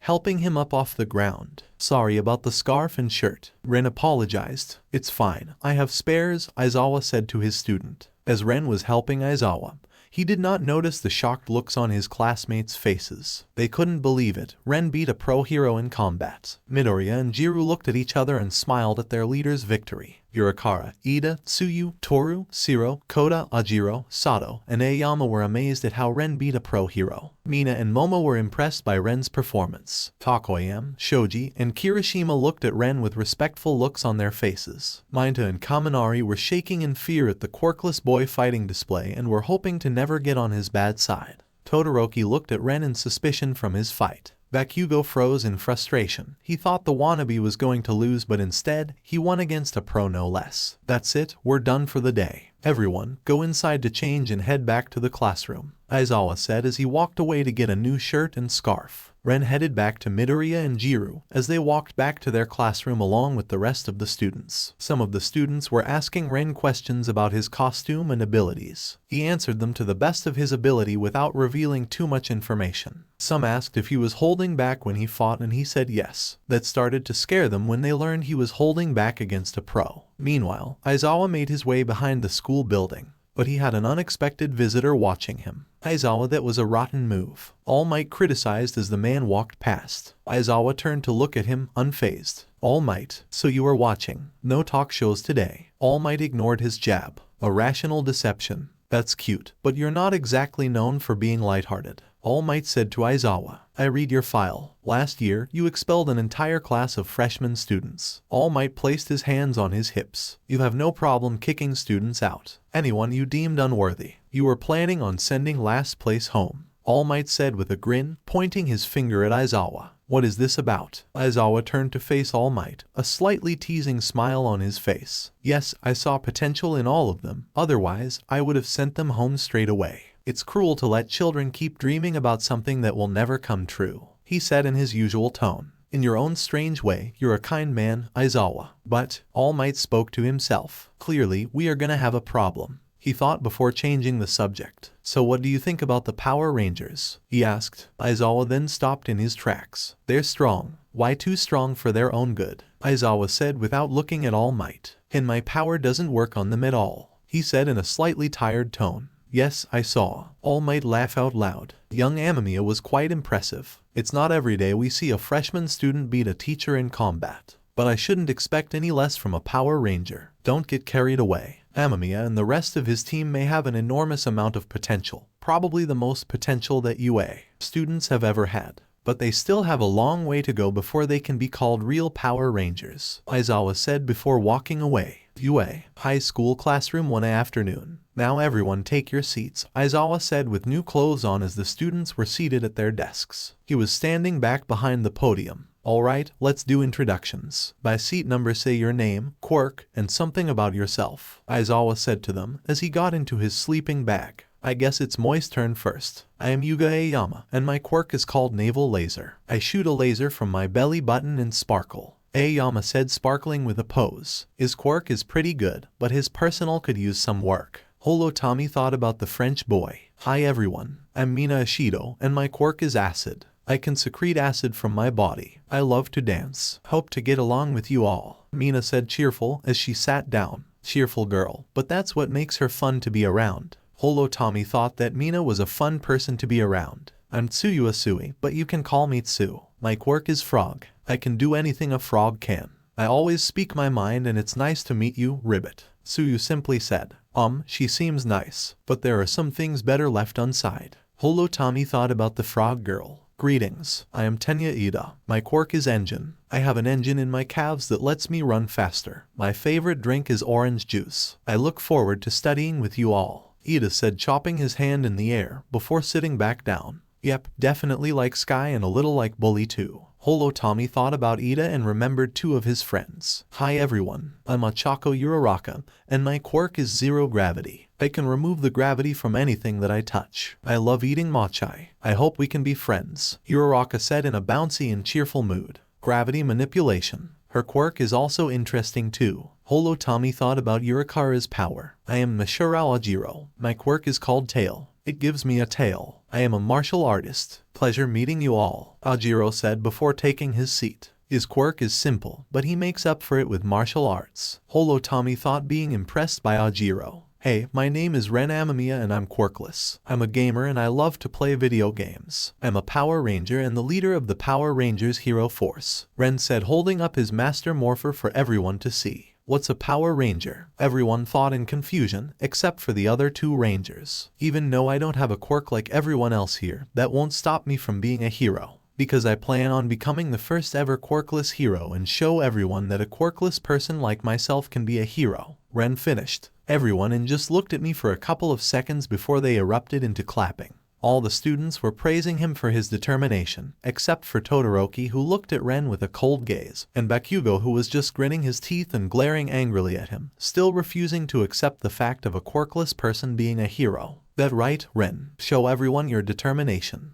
Tommy feels proud of his successor. Then as Ren sat back down, the next person introduced themselves. Yo, I'm Denki Kaminari. My quirk is called electrification. I can emit electricity from my body that I use to attack. I like to think I'm a cool dude to be around. Nice to meet you all, Kaminari said a little energetically. He sure does have an electric personality. Tommy thought, chuckling a little at Kaminari. What's up? I'm Ijiro Kirishima. My quirk is called hardening. I can harden my body like a rock and attack. My favorite hero is Crimson Riot. I look forward to training with you all, Kirishima said with passion. This Kirishima is brimming with energy. Tommy thought, smiling at Kirishima's straightforwardness. I'm Koji Koda. My quirk is called Anivoice. I can control any animals that are in my range. I don't like bugs, Koda said quickly before sitting back down and hiding his face behind his hands. The shy and quiet type. and his quirk his interest too. Holo Tommy thought, I'm Rikido Sato. My quirk is Sugar Rush. With every 10 grams of sugar I eat I can multiply my strength by 5 times. I love to cook. Looking forward to learning with you all, Sato said with a smile. He gets stronger from eating sugar. Now that's a sweet quirk to have. Holo Tommy thought, making a joke. I'm Mizo Shoji, and my quirk is Dupli Arms. I can recreate certain organs on the ends of my arms, like mouths, eyes, and ears. I don't really have anything specific I like. Looking forward to studying with you, Shoji simply said to the class. Interesting guy, and his quirk seems useful too. Holo Tommy thought about Shoji. Hi, I'm Kyoka Jiru, and my quirk is called Earphone Jack. I have headphone jacks that I can extend to plug into things to hear or broadcast my heartbeat. I'm a Power Ranger as well and a member of the Hero Force Rangers, Jiru said, showing them her morpher attached to her wrist. I like music. Nice meeting you, Jiru said, twiddling her earphone jack. Soon, the class starts to whisper to one another, trying to figure out what a Power Ranger is. Jiru reminds me a lot of Kira at that age. Holo Tommy thought about the 4th member of the team. Yo, I'm Hanta Zero. My quirk is called Tape. I can produce tape from my elbows that are as tough as steel. I like to hang out and just chill. I look forward to getting to know you all, Zero said with a smile. Zero is a pretty chill guy. Holo Tommy thought about Zero. Greetings, I am Fumikage Takoyami. My quirk is called Dark Shadow, and I can summon a sentient shadow from inside myself that I use to fight. I love the darkness. Nice meeting all of you, Takoyami said, bowing a little because taking his seat. He sure does have an edgy personality, but in a cool way. Holo Tommy thought about Takoyami's style. And Shoto Todoroki. My quirk is called Half Hot, Half Cool. I don't really have any likes or dislikes, Todoroki said, quickly sitting down, not giving any more information about himself or his quirk. He seems a bit depressed and not that much interested in this conversation. Holo Tommy thought, Hi, I'm Toru Hagakure. My quirk is called Invisibility, and as you can see it makes me invisible. I love girly stuff and anything about love. Can't wait to learn with you all, Hagakure cheerful said with clothes moving, even though they couldn't see her body. She reminds me of that Mina girl,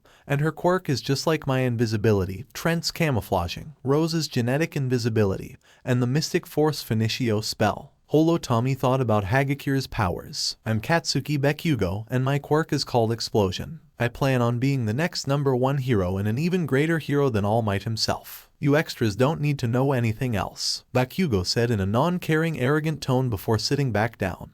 With an attitude like that, forget about being the #1.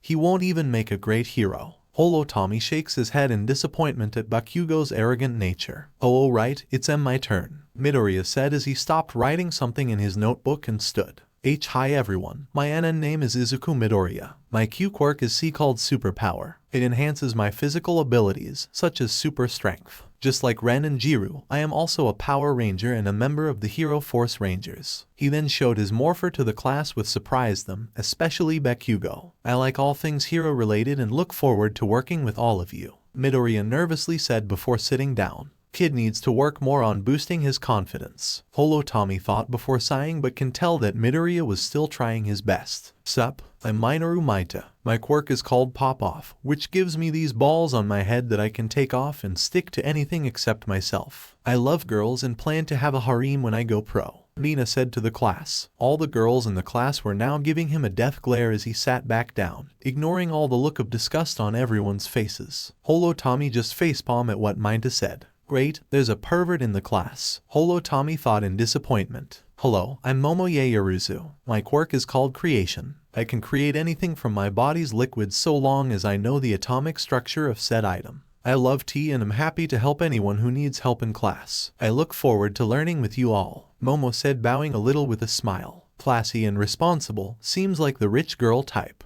Holo Tommy thought about Momo, as she could make a good Power Ranger. Now that everyone in the class had introduced themselves, Aizawa got up from his sleeping bag and made an announcement. With that done, we're finished for today. Grab a syllabus from the podium and get ready for tomorrow, Aizawa said before leaving the class. Oh, and Amamiya, I would like to speak with you for a moment, so follow me, he ordered. Ren just raised an eyebrow at this. I wonder what he wants, he thought before getting up with his bag, grabbing a syllabus, and following his teacher outside. Unknown to him, Midoriya and Jiru saw him left and had a worried look on their faces. I wonder what Mr. Aizawa wants with him, Jiru asked. It must have something to do with the Power Rangers, Midoriya assumed. Makes sense, Jiru said as she grabbed her things. You really to leave? Midoriya nodded to her, grabbing his bag as they left the classroom. Unknown to them, Yurikara and Ida decided to follow the two rangers. Meanwhile, Momo watched Ren leave the classroom and still couldn't help but be curious about him. She was very interested in his costume,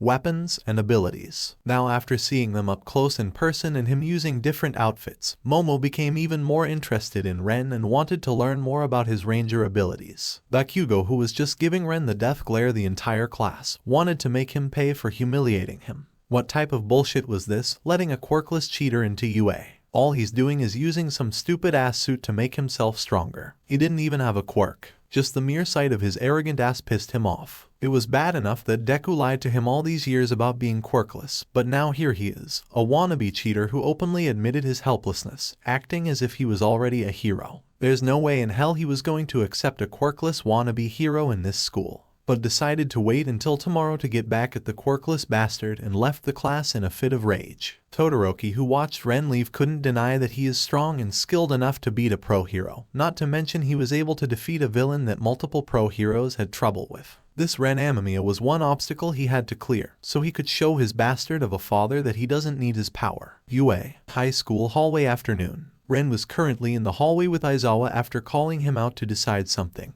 Is there a reason you call me out like this, Mr. Aizawa? Ren asked his homeroom. Yes, I need you to head to class 1B, Aizawa said, confusing the boy. Why? Ren asked with a raised brow. Vlad asked for you to come to his class after they got done with the orientation ceremony, Aizawa said. I see, but that doesn't still answer my question, Ren said, trying to see his point. I was getting to that. He'll also be holding his own quirk assessment test with his class to assist their abilities, and he wants you to join them in the test as well, Aizawa said to him. Ren was about to say something until Holo Tommy spoke. Oh, I see what he's doing, Holo Tommy said to him. Vlad King wants Ren to show off his abilities to Class 1B so it can motivate them to do better, he said, seeing Aizawa and Vlad reason. Exactly, he nodded in agreement. Having a quirkless boy outperform the other students will make them push themselves even harder to be better heroes. Not only is it effective but rational too, Aizawa said. I noticed that you like to use the word rational a lot, Ren pointed out. Get used to it, problem child, cause I'll be using it to motivate all of you into better heroes, Aizawa said with a devilish smile. I see, if that's the case then I'll do it, Ren said with a nod.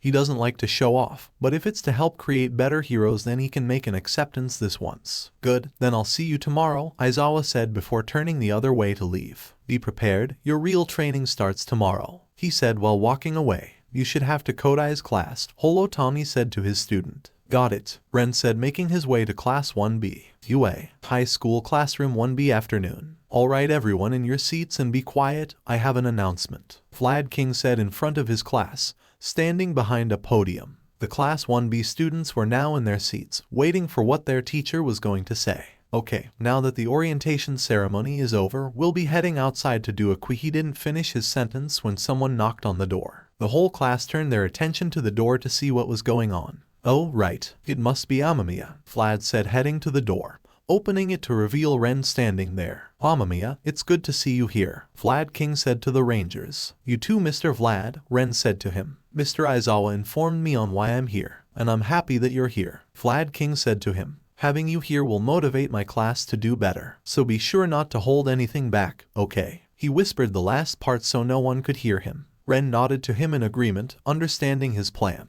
Great, now come in. The blood hero moving aside, Ren walked into the classroom. He saw the sight of 20 students from the other hero course class. They were like his classmates but with different personalities and quirks. Ren can feel the stares of the other students on him as he looks back at them and sees two familiar faces in the classroom. Yui and that Kendo girl from the entrance exam. Yui nodded happily to see him and Kendo just gave him a quick wave with a smile on her. Ren nodded back to them in acknowledgement and checked out the rest of the class 1B students. The first student was Yosu Awase. He is a boy with his long black hair, spiked upwards and backward to his left, and rounded gray eyes, tilted inwards. He wears a wide, zigzag patterned headband around his forehead, pulled down quite low to keep his hair out of his eyes. The second student was Senkaibara. He is a young man of medium height with dark, shaggy hair and dark eyes, which are rather thin and lazy looking. He seems to have a modest athletic build, the same as most of his classmates, and a slight tan. The third student was Tagaru Kamakiri. He is a tall, slender young man with pale yellow-green skin and a bright, fluffy green mohawk. His dark green eyes are pointed downwards to the center of his face, and two hooked blades jut out from either of his cheeks. He has no visible nose, and the shape of his head resembles that of an insect with mandibles. The fourth student was Shihei Kirwaro. He is a tall young man with fluffy white hair and black eyes, which are long and thin in shape.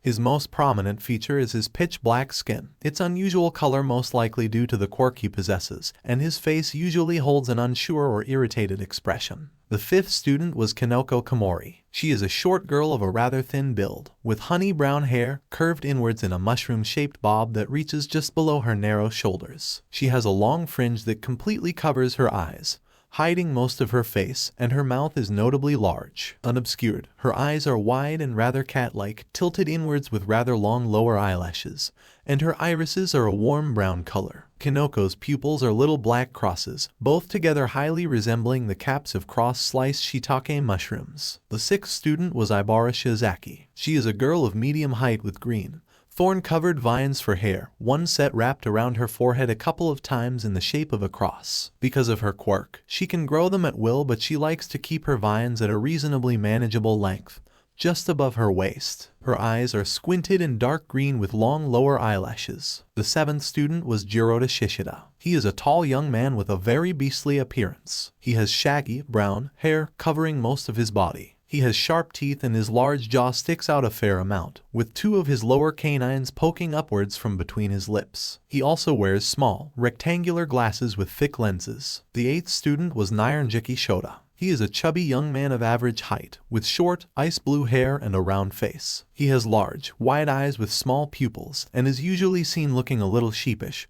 and apologetic. His eyebrows are almost always pointed upwards. The ninth student was Pony Tsunotori. She is a short girl with a round face and a short equine muzzle, her face framed by thick, wavy blonde hair which reaches halfway down her back, some shorter bangs hanging down her forehead. Her eyes are large and round, Prussian blue in color, and she has a pair of tall, lyre-shaped pale tan horns on her head. Her calves are notably rounded, shaped similarly to those of a horse, and she has brown hooves for feet, and a short horse tail poking out from the end of her tailbone. The 10th student was Kosai Tsubiraba. He is a young man with short brown hair, spiked up at odd angles on his head. His eyes are oval-shaped, along with his large pupils. The 11th student was Tetsu. He is a young man with quite long, chin-length, messy gray hair which is rather peculiar in that it never seems to change shape, and black eyes which are tilted dramatically inwards, each lined with a very thick, jagged, tan-colored substance, which are presumably his eyelashes. He doesn't appear to have any notable eyebrows, and he has rows of sharp, pointed teeth. The 12th student was Setsuna Takage. She is a young girl of average height who has surprisingly large, upturned dusky green eyes with long lower eyelashes, and notably long and pointed teeth. Her hair is a dark moss green, collectively reaching just below her shoulders aside from a short clump that hangs in the center of her forehead,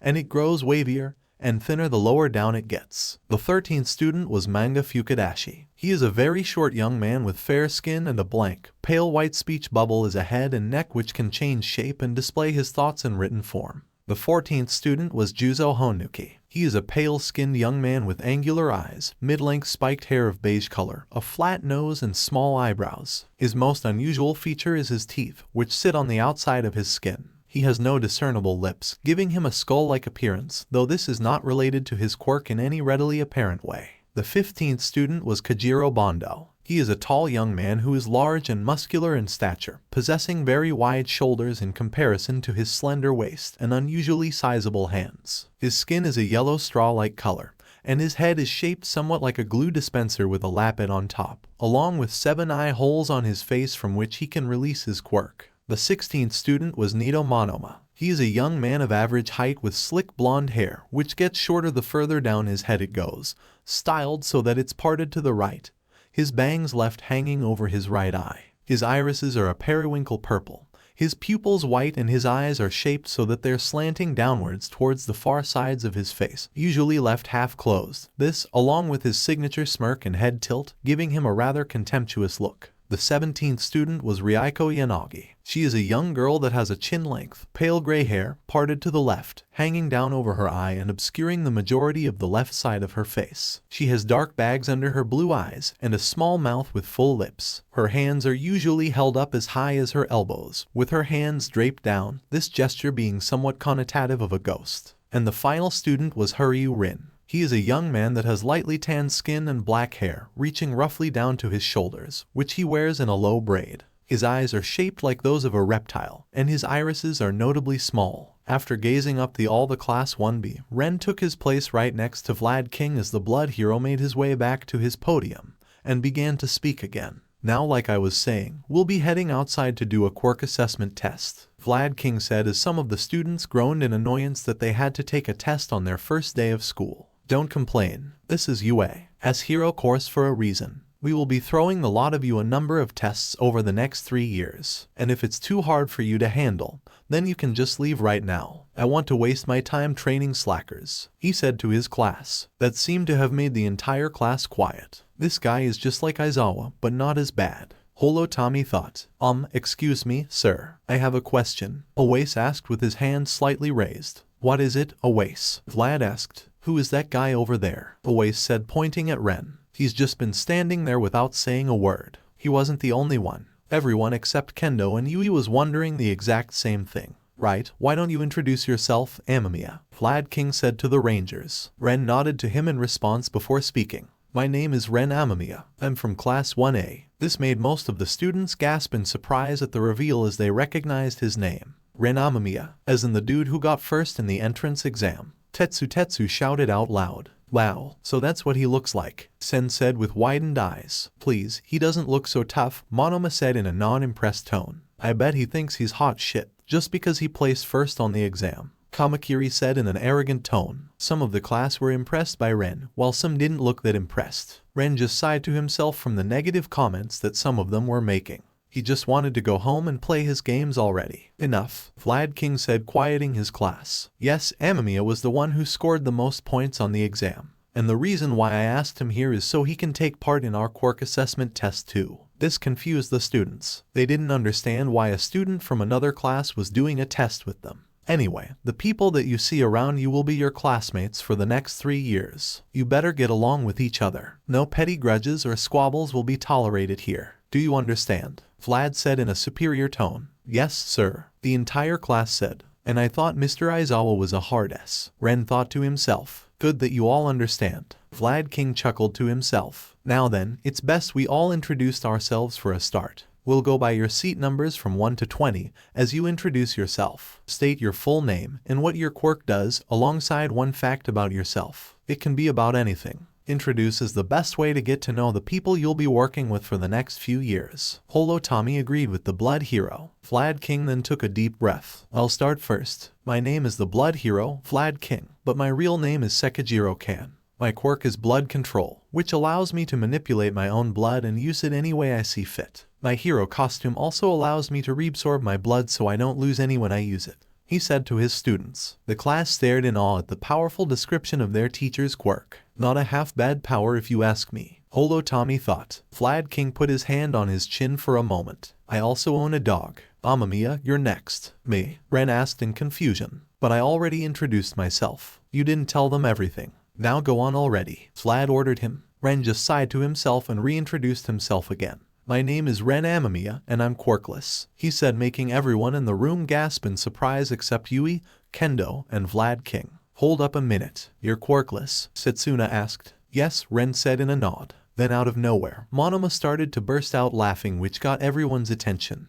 Hahaha, you're kidding me, right? You're telling me that the great Class 1A has a quirkless flunky in their ranges. Ren immediately narrows his eyes at the blonde boy and can already tell the type of person he is. Even Tommy was disappointed by this boy's attitude. I can already tell I'm not going to like this guy, Ren thought in annoyance. Wow, Monoma, not cool man, Ren said to him. Monoma, that was completely uncalled for. Kendo scolded the boy. Yeah, just lay off of him, Kurwaro added in. Yui was pretty heated about Monoma's comment as well. What's there to lay off of? The guy's quirkless. If he managed to get in with no powers, I bet the rest of class 1 are just as weak as him. Monoma continued his insults. Monoma, what did I just say? Vlad was about to say to the smug blonde until Ren raised his arm out to stop the teacher. Monoma was it. You know, you should never judge a book by its cover, Ren said in a calm tone. What's there to judge? You've got no damn quirk, and you somehow managed to pass and place first in the exam. I'm pretty sure you probably cheated your way in like the weakly you are, Monoma said with a smug expression on his face. Ren just about had enough of this guy's mouth. He reminded him of bakugou but not as badly. This just goes to show that Class 1B is superior to CL. Monoma was about to say something until he interrupted with a blaster pointed at his head. It was Ren who used his super speed to get close to Monoma without anyone realizing it and summoned the Thundermax blaster as it was pointed at the blonde's forehead. The entire class except for Yui and Vlad King was caught off guard by the quirkless boy's actions, as they didn't even notice him move or pull out a blaster. Monoma was now frozen with a nervous expression as Ren was giving him a cold gaze. I'm only going to say this once, so shut up and listen. Got it? Ren told him in a cold tone. Monoma just nodded slowly in response as he was sweating nervously, not wanting to provoke the quirkless boy. Being a hero is not a fucking game, and it shouldn't be a competition either, Ren said in a cold tone to get his point across. And if you still believe something like that, then I suggest you leave the hero course right now, because I'm pretty sure that there's someone in general studies who would be more suitable in the hero course than a childish idiot like you with an inferiority complex. The other Class 1B gasped at the serious and cold tone in the ranger's voice. Would it be true I don't have anything powers like everyone else in UA, but still managed to get into this school with hard work and maximize effort? Ren said, removing the blaster from Monoma's head. And if you don't believe me, you can ask Mr. Vlad to confirm the truth. When he said that, the whole class turned to their homeroom teacher for an answer. The staff at UA has already confirmed that Amamiya didn't cheat on the exam. He took the same test as all of you and passed it with flying colors, Vlad said to his students. It's true, Kendo said, getting the class's attention. I was in the same battle center as Ren. I saw him fight, and believe me when I say that he is the last person you want to mass with. Kendo, you can't be serious, right? Monoma said in disbelief. I am serious, you idiot, Kendo said, grinning at him intently. From out of everyone here, I believe that Ren is the closest to us to being a hero. More than myself and you, Monoma, she said in a serious tone, which surprised the class and stunned Monoma. Ren couldn't help but be impressed by the girl's honesty, even if he never thought like that. Then out of nowhere, the Master Morpher glowed bright yellow for a moment before fading away. Ren noticed this as his eyes slightly widened in disbelief. Kendo, no way, Ren thought in surprise. She's been chosen. Holo Tommy thought the same as he was smiling. Excuse me, Amamiya, Shishida said, getting Ren out of his thoughts. But can I ask you a question? Sure, what is it? Ren response. How did you even manage to get into UA without powers? Shishida asked the ranger. It's not that I don't doubt you or anything, but you tell us will make things much more clear for us to understand. Yeah, give us the lowdown, man, Kosai said. I'm also curious to know myself, Shizaki said out loud. Then the whole class joined in asking Ren about how he passed the exam without a quirk, except Yui and Kendo. Ren just looked at the Class 1B teacher wanting to get an answer from him. Vlad King noticed his look and could tell what he meant. Then Vlad King nodded in response for Ren to show off his ranger abilities. It would be easier to show you than rather explain, Ren said, moving back to the front of the class, facing them. What do you mean to show us? Shota asked in confusion. You'll see, Ren said, raising his left arm, and the Master Morpher switched to the Rescue Morpher, which surprised the class. Some of you may not remember this, but let me refresh your memories. Lightspeed Rescue, Ren shouted while activating his Morpher as in a flash of light. He changed into the red Lightspeed Ranger. Upon seeing the outfit, all the Class 1B students except Yui and Kendo's jaws dropped in disbelief as it was starting to come back to them. Ren Amamiya was the same quirkless boy who defeated the sludge villain. Holy hell, it's him, Juzo said in surprise. He's the 1W who beat the SS sludge villain, Kinoko shouted with her bangs showing her widened eyes. No way, Ryuko muttered in awe. No wonder he got first place, Manga said with the writing on his bubble head. Dude, Bondo said in awe. That's so cool. How did he make that costume appear? Pony asked in excitement. Tagaru scoffed under his breath as he clearly underestimated the quirkless ranger. Ren then took off his helmet and held it under his right arm as he was going to speak to the class again. Like I was saying before, I was interrupted by a certain dumbass. He referred to Monoma, who in return glares at the ranger in jealousy and anger. My name is Ren Amamiya, and I'm quirkless. I'm a gamer that loves to play video games. I'm also a Power Ranger and the leader of the Power Rangers Hero Force. He said powering down with his ranger's outfit was disappointing. I come to UA to become the first ever quirkless hero. Every one of the Class 1B students was amazed by Ren's determination in his goal to be a quirkless hero. Soon although everyone had about him suddenly vanished as they saw Ren in a new light, except Monoma and Kamakiri. What's a Power Ranger? Fosai asked him. You can say they are a special type of heroes, Ren said, not wanting to reveal too much information. Please, like you can be a hero without a quirk, Monoma said in a mocking tone until he was knocked out by a giant hand. Show some respect, Monoma, Kendo angrily said. Scary. The whole class thought. That's pretty much it. I look forward to working with all of you in the future, Ren said, doing a quick short bow. Thank you, Amamiya, Vlad King said before looking at Awais. Awais, you're next. And remember to go in order by your seat numbers. With that said, the headband boy then stood up from his seat. Sup, I'm Awais Yostsu. My quirk is Weld. It allows me to fuse objects together at the atomic level. I'll just give you a generic answer and say I like training, Awais said with a smile before sitting down. Interesting power this kid has, Holo Tommy thought. My name is Senkaibara. My quirk, Gyrate, allows me to vibrate any part of my body like a drill. To demonstrate, he lifted his finger and it started to violently swirl in place. I also like film theory and photography, he said before sitting. His quirk reminds me of Connor, Shelby, and my Dino Zords, Holo Tommy thought, remembering their Zords drill attacks. Names, Tagaru Kamakiri. His eyes were slits, surveying over everyone. He seemed to look at Ren the longest, making him raise an eyebrow. My quirk is razor sharp. It lets me produce blades from any part of my body. He demonstrated this by producing a pocket knife blade from his palm. As for my fact, I will do anything for battle. Battle in heroism is a matter of life and death, for both civilians and heroes, and I have prepared for that. Knowing this, I believe, though I know Kamakiri gritted his teeth and glared at all of them, that you all don't have what it takes to be here. What was that? Most of the class said in an uproar. Ren just facepalm at what Kamakiri said. Why did he just say that? This kid has a good power, but needs to work on his arrogance, Holo Tommy thought in disappointment as he was showing the same signs as Bakugou's attitude. Kamakiri didn't mind the backlash of his comment as he sat back down in his seat and was glaring at Ren. Quiet down, Vlad King barked as the class quieted down and he signed in resignation. And just when I told you I don't tolerate any petty squabbles, he said, glaring at Kamakiri before waving it off. Next person. Kiwaro then stood up next. I'm Shihei Kiwaro. My quirk, black, allows me to merge into anything that is the color black, he said, giving the class a chilling grin.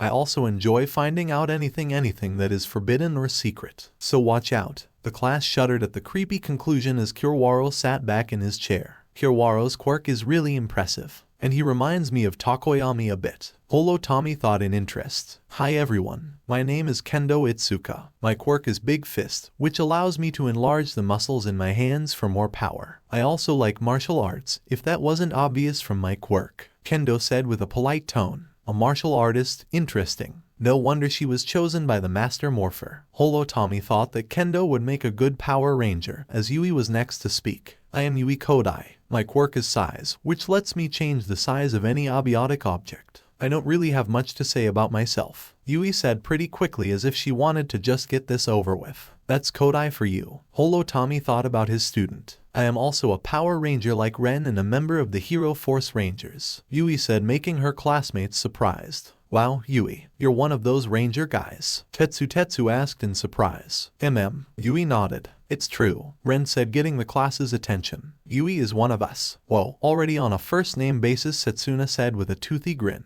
Me and her went to the same middle school, so yeah, Ren said, ignoring the girls' teasing. Yui, show them, he said to her. Yui nodded to him in response and bought out her overdrive tracker. Overdrive, accelerate, Yui shouted, activating the morpher by spinning the tracker wheel on her body. Then in a flash of light, Yui was the Red Overdrive Ranger. This shocked the students in the room, except Ren and Kendo. Holy crap, she can do that too, Rin said. Yeah, but the costume is different than the one Amamiya had on, Shota pointed out. Looking good in spandex, Kodai, Setsuna said to her. Are there more of you Power Rangers? Shiozaki asked him. Yeah, there's a lot of us, but the only Hero Force Ranger members we have right now are me, Yui and 2 others in my class. Ren said to her. Hold on, you're saying you have 2 more members on your team and they are in 1A.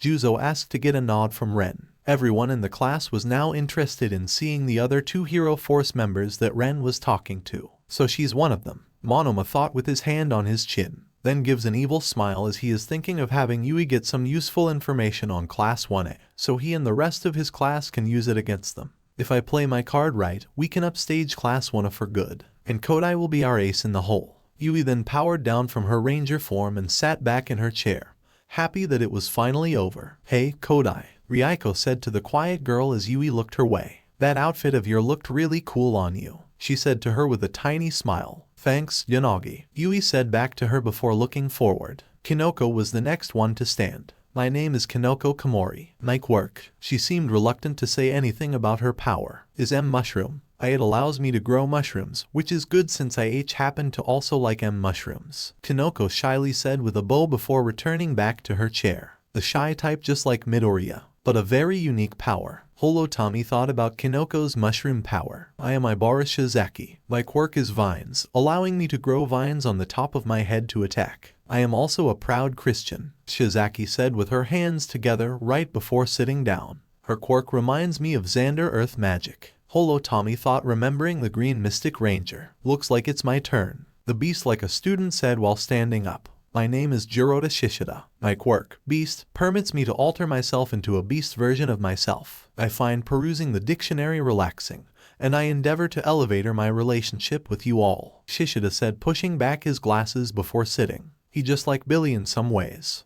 Tommy thought. I am Nyaranjiki Shota. My quirk, Twin Impact, allows me to remotely land a second hit several times greater than the first at any time. I also like boxing, he said before taking a seat. A quirk that lets a second attack do even more damage. That's one hell of an ability Shota got.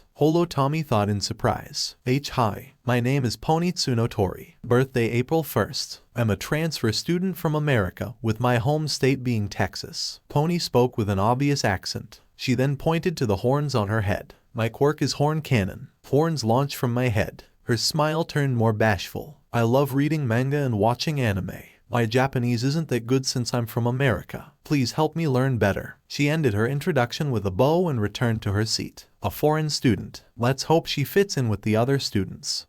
Tommy thought about the horse-like girl. From what I heard, you're doing just fine. But a little help wouldn't hurt either, Ren said, speaking in English, surprising Pony along with the rest of the class. You can speak English too? Pony asked in surprise, switching back to her native language. Yeah, my dad taught me with him being American himself, Ren said with a smile. You half American? That's so cool, Pony said with a bright smile. Do you want to be friends with me? Sure, I don't see why not, my new friend, Ren said, making the horn girl smile with a blush on her face since she could talk to someone in her native language. Does anyone have any idea what they're saying? Tetsu asked his classmate. No, most of them said they were unable to understand their conversation. If you two are done, Vlad King said in a stern voice, which got both Pony and Ren looking his way. I would like to continue introducing now. Right? Sorry about that, sir, Ren said, rubbing his neck. I'm sorry too, Pony said, speaking in Japanese again. Whatever. Anyway, who's next? Vlad asked his students. That would be me. Teach, Kosai said with his hand up before standing.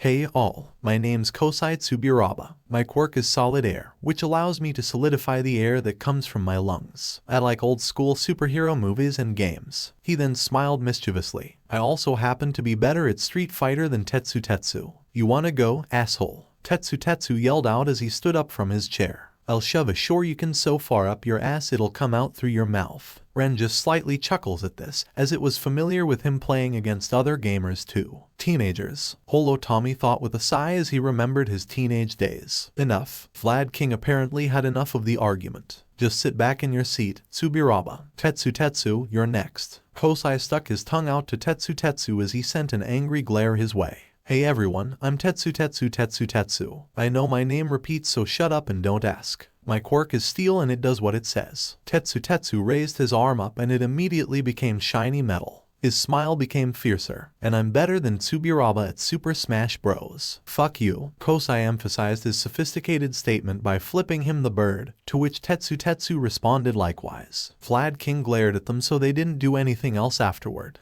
Hahaha. Ren laughed at the exchange, as he was having a flashback of the times he was at the arcade with people lost at fighting games. Again, teenagers. Holo Tommy thought laughter. Sup, everyone. My name is Takage Setsuna. My quirk, Lizard Tail Splitter, allows me to split my body into various different parts and make them float around, she said, splitting her arms apart in pieces before putting them back together. I'm a recommended student, so I hope you all can get along with me, Setsuna said with a grin on her face before taking a seat. Wow, what an interesting power she's got. It reminds me of that Nylok, Splitface, Holo Tommy thought. Manga then stood up to introduce himself next. Hello, everyone. My name is Manga Fukadashi, and my quirk is comic, which allows me to materialize words in midair by speaking them and manifest the effects of the phenomenon that the sound suggests, he said, writing it in his head bubble. I like manga, anime, and playing with children. He then sat back down. Weird quirk, but pretty cool, Holo Tommy thought. My name is Juzo Honuki. My quirk, softening, allows me to soften any non-living surface. Juzo smiled at everyone before saying,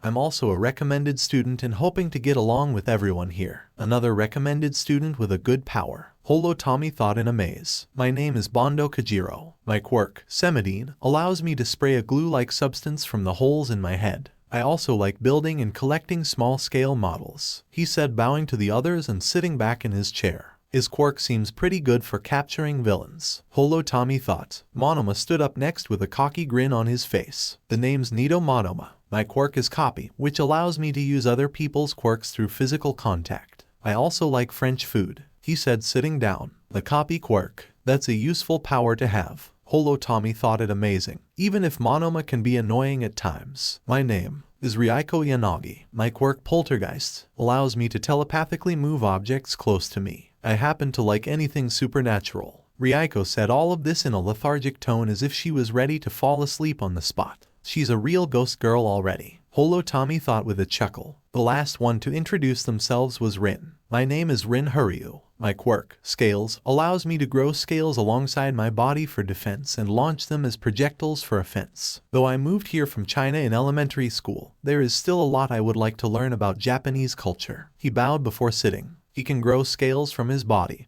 and use it for both offense and defense. He would make an excellent pro someday, Holo Tommy thought in interest. With that, all the students had introduced themselves in some form or another. Vlad King cleared his throat. Now that we got that out of the way, put these on. He rummaged through the pack on his back and pulled out a bunch of UA gym uniforms. We're going to do the quirk assessment test to see what you greenies are made of. Your trials in the hero course started now. Then Vlad King left the classroom to head to the PE grounds. The students except Ren grabbed the gym uniforms one by one and went to the locker rooms to change. UA High School PE grounds morning. 10 minutes later, the 20 Class 1B students along with Ren, who was standing next to Yui, Pony, and Kendo, found themselves outside in the spring air in a field with their gym uniform on. Vlad King was waiting for them on the eastern side of the racetrack, standing next to a large water cooler and holding a thick metal storage clipboard in his hands. Even though a few of his students had scowl on their faces and how they would rise to the challenges before them.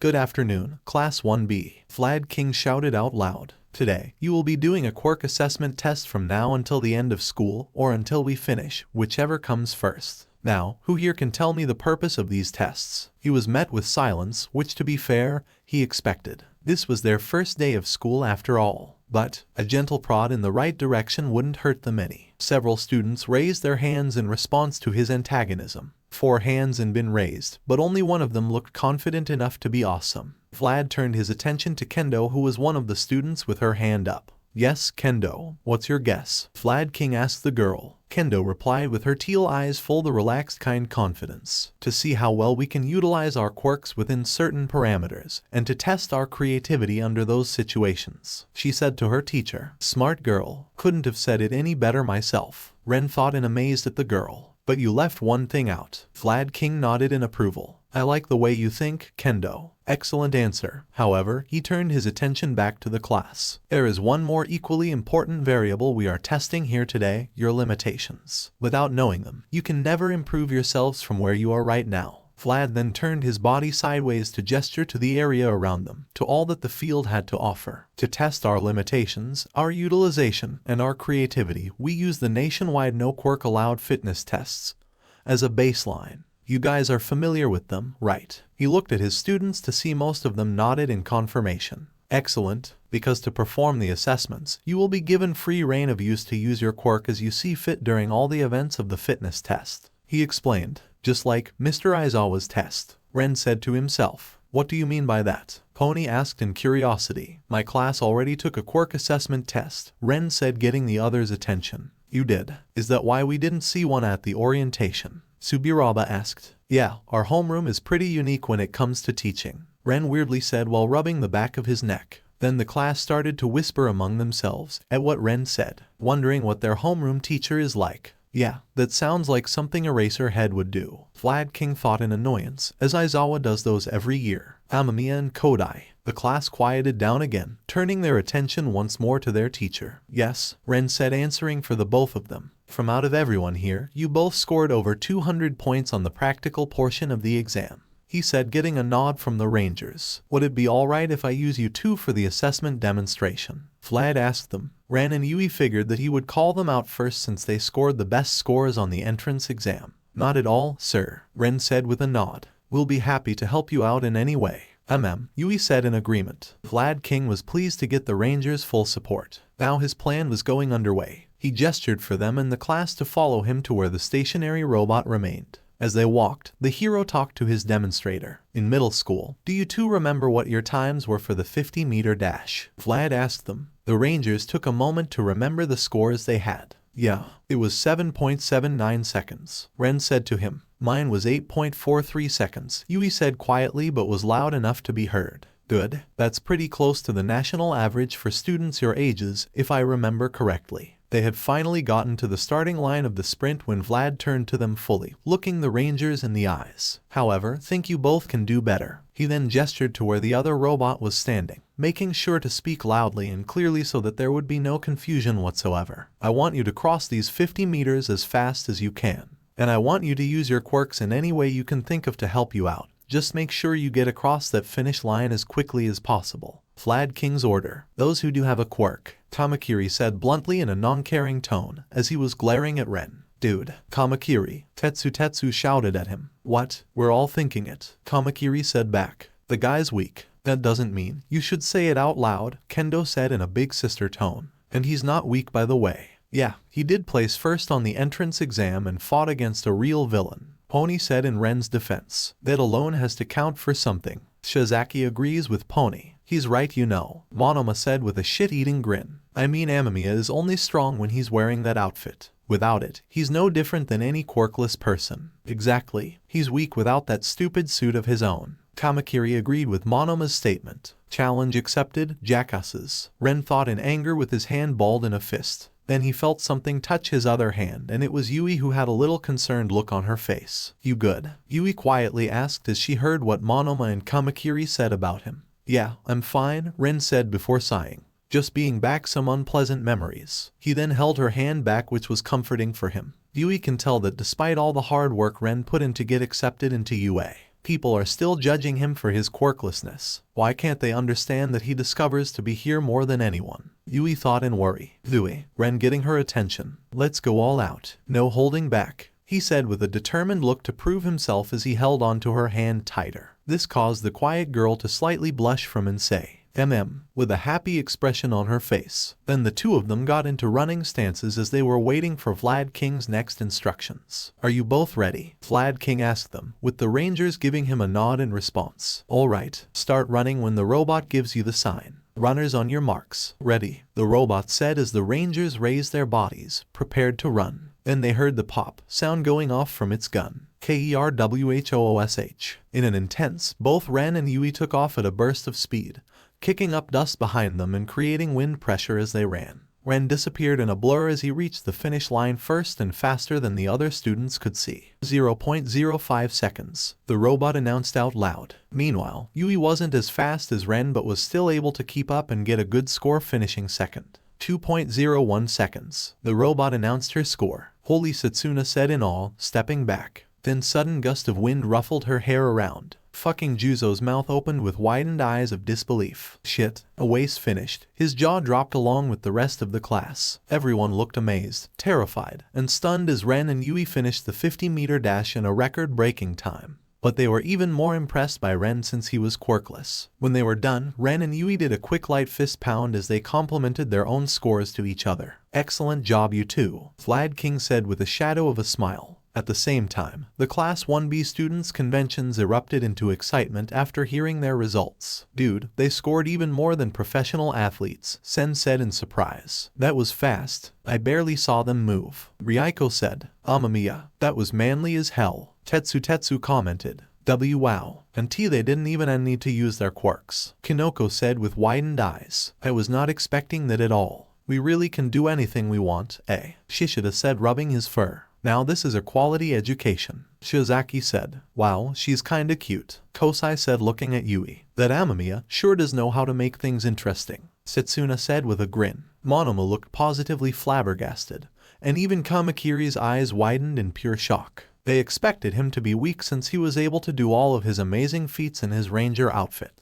But now the both of them see that they were deadly wrong about assuming Ren was weak without him being a Power Ranger. Kendo noticed the looks on both of their faces and said with a smug look, "I told you, so you were saying something about him being weak." Pony joined Kendo as she was smiling wildly at them. Ren then faced the class with a serious expression that got their attention. "All of you still don't get it, do you?" Ren asked them. "Get what?" Kamakiri asked with narrowed eyes. "Just because someone doesn't have a quirk, that doesn't make them completely useless," Ren said in a slightly pissed tone. "Monoma and Kamakiri, I don't know what your problem is with me, and to be honest I don't really care," he said, making them angry for calling them out. "But underestimating and looking down on your opponents is the most stupidest thing you could do. And it will get you killed in the future if you aren't careful." Those words were like a punch to the gut to both of them. "Amamiya is right," Vlad King said, getting the class's attention. "I have seen many rookie heroes getting themselves hurt or killed by a villain because they took them lightly." He then looked at the class with a stoic expression. "Let this be a lesson to all of you to never underestimate your opponent no matter who they are. And that goes double for the both of you, Monoma and Kamakiri." "Yes, sir," the whole class said together. "Yes," Kamakiri said quietly. "Yes, Mr. Vlad,"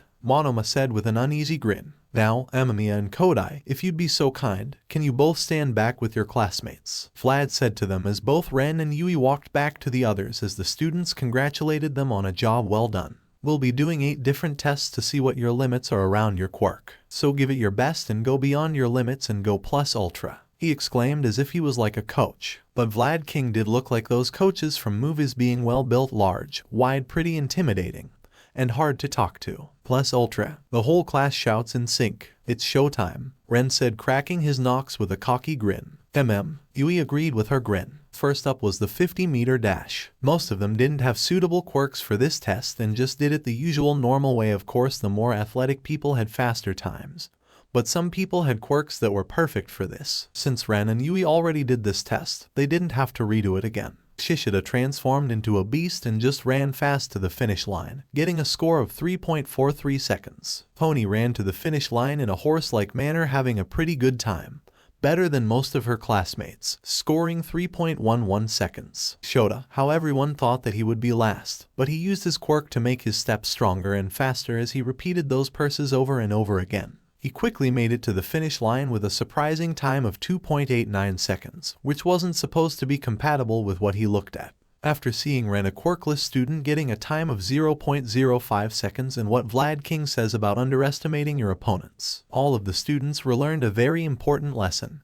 Don't judge a book by its cover. Manga turned around from the way of the finish line and then made what looked like a giant long word, and it pushed him straight to the finish line, getting a time of 4.33 seconds. Setsuna then just stood in place as her head detached from her body and floated its way to the finish line, scoring a time of 3.92 seconds. Test 2, Grip Strength Grip. The second test is grip strength. Kendo did well thanks to her big fist quirk, and thankfully the school had different sized equipment in preparation for the different kinds of quirks they were going to accommodate. Her score was 445 kilograms. Monoma copied Kendo's quirk without her knowing and got a score of 312 kilograms. Shishida also did well as he beast Quirk and had amazing strength, getting a score of 515 kilograms. Tetsu turned his hands into steel and it gave him incredibly more grip strength, which got him a score of 158 kilograms. Shizaki used the vines on her hair to cleverly add strength to the grip machine and gave her a pretty good result, which was 273 kilograms. Oase used his quirk to hold down the grip machine, getting him a score of 100 kilograms. Rin made his arm made of scales and boosted his strength by a bit, but every bit mattered,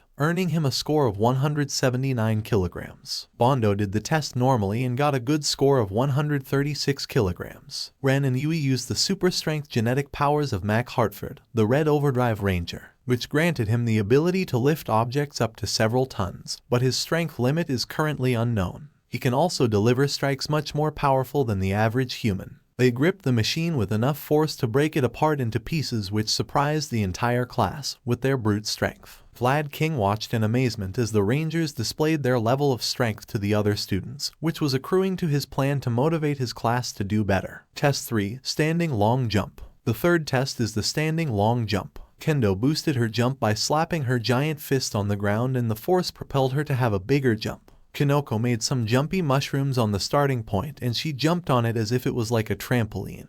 This action of hers gave her a better result than she normally would have. Shishida just transformed into his beast form yet again and jumped. He created an amazing result. Shizaki manipulated her hair to create momentum and increase the strength of her jump, clearing the sandpit. Kosai jumped over the sandpit but then blew solid air out of his lungs to create a foothold in the air underneath himself and used it to jump again, creating another foothold. He kept that pursuit up until he cleared the sandpit. Ryuko used her poltergeist quirk to telepathically move her body over the sandpit until she can't hold herself up anymore, getting a pretty good score. Shota jumped over the sandpit, used his quirk to call a burst of energy, and kinda did a jump mid-air. He basically double jumped, but his second jump was far stronger and it let him clear the sandpit. Setsuna cleared the whole pit as she could literally float using her quirk. The downside was she had to reattach them together every now and then, but a small price to pay for good mobility. Pony used her quirk to fire the horns off her head and remotely control them to move around her body, as they flow right towards her and attach themselves right on both sides of her shirt, using the momentum to push herself across the entire sandpit,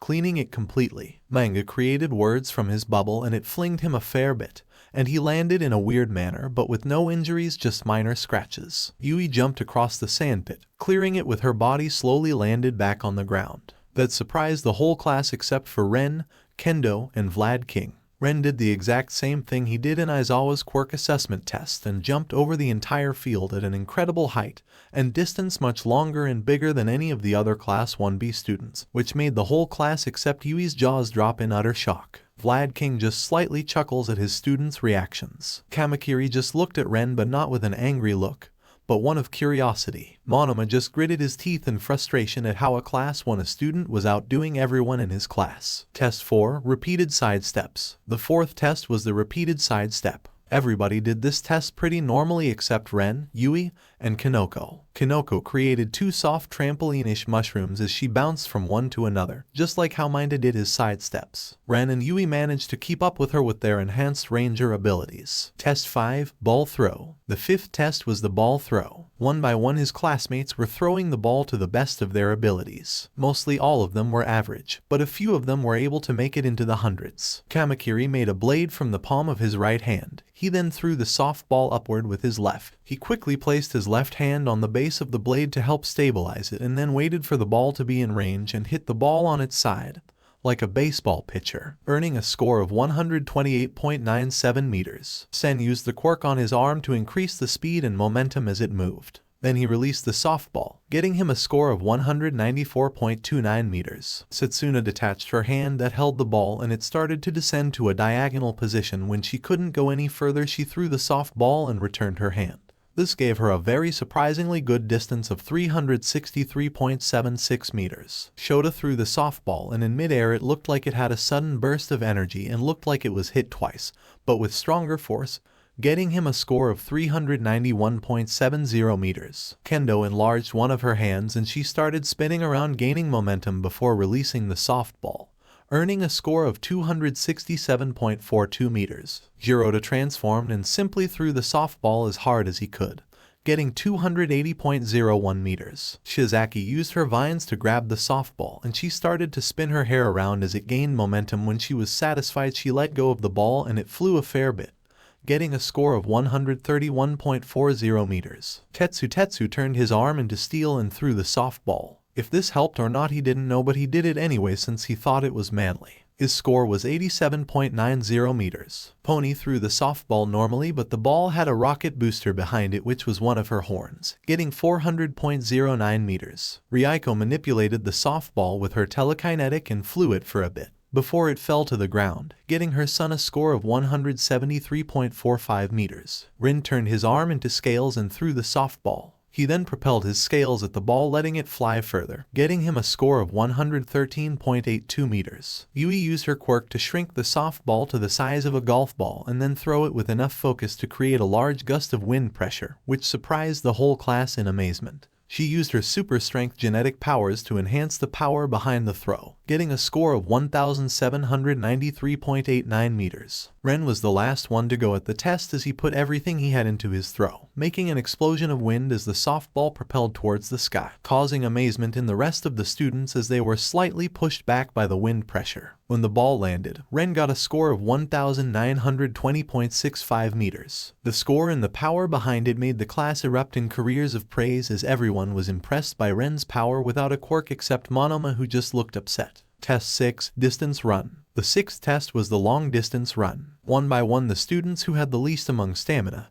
and were less athletic started to go out. Only Ren, Yui, Shishida, Pony, Kendo, and Kiwaro were left in the long-distance run, with Kiwaro being in Ren's shadow when he was running. He asked Ren before the test if he could use his quirk on his shadow, which Ren had no problems with, and gave him his permission. After a while, he eventually gave up as Kiwaro did want to waste all of his energy on one test and repeated himself from Ren's shadow. When the test was over, Kiwaro thanked him, with Ren gave him a handshake in return. Test 7, Seated Toe Touch. The seventh test is the Seated Toe Touch. It was a simple one, but some of the students had a hard, except for Ren, Yui, Kendo, Setsuna, and Kamakiri, who had flexible bodies or used their quirks to give them the edge. Test 8, Sit-Ups. The last test was the sit-ups. Everyone was on the floor doing sit-ups. Some were struggling with their sit-ups and stopped around their 10th or 20th sit-up. The students relied on physical abilities alone on this test except Ren, Yui, Kinoko, Kendo, and Shiozaki. Kinoko made a mushroom trampoline-ish mat and it helped her a bit in the sit-ups, as when she landed her back on the mushroom,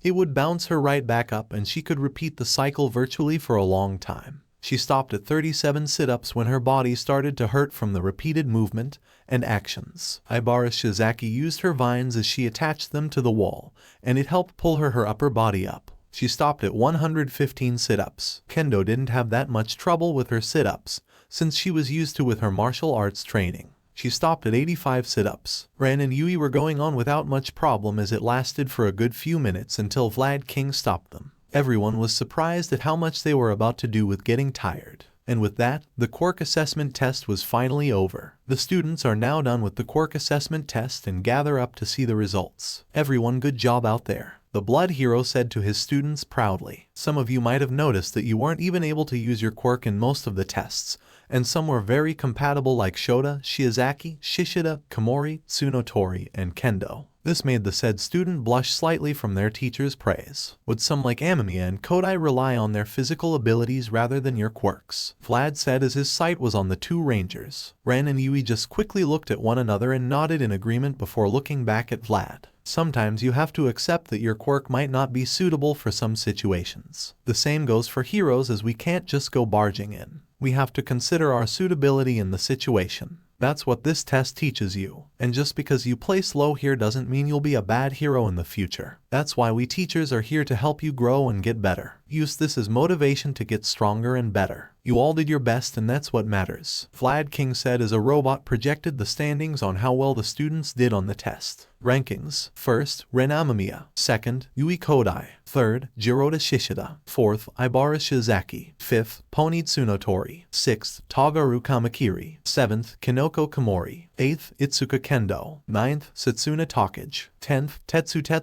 Tetsu. 11th, Nairanjiki Shota. 12th, Huryu Rin. 13th, Juzo Honuki. 14th, Manga Fukudashi. 15th, Ryaiko Yanagi. 16th, Kajiro Bondo. 17th, Shihai Kiwaro. 18th, Kosai Tsubiraba. 19th, Senkaibara. 20th, Yosuo Wase. 21st, Nito Monoma. Everyone was surprised to see Ren getting first on the exam. They were impressed that the quirkless student outdid all of them in every one of the tests. Check it out. Amamiya placed first. Tetsu said in excitement. No surprise with everything he was doing on the test. Kendo said, not being the less bit surprised by the results. Yeah, the guy destroyed us in all the tests. Oe said in an impressed tone. And with no quirk too, Manga added on. He just got lucky, that's all. Monoma said with a frown. Lucky had nothing to do with it, Monoma. Rin said with a grin. Ranger boy over there has skills. Yes, Amamiya performed wonderfully out there. Shizaki agreed with a nod. All of the class agreed that Ren was skilled and strong for someone who doesn't have a quirk, except for Monoma. Even Kamakiri was starting to come to terms with the fact that Amamiya was as weak as he thought. Damn it, I admit he's not completely hopeless, Kamakiri thought in frustration. You were amazing as well, Kodai,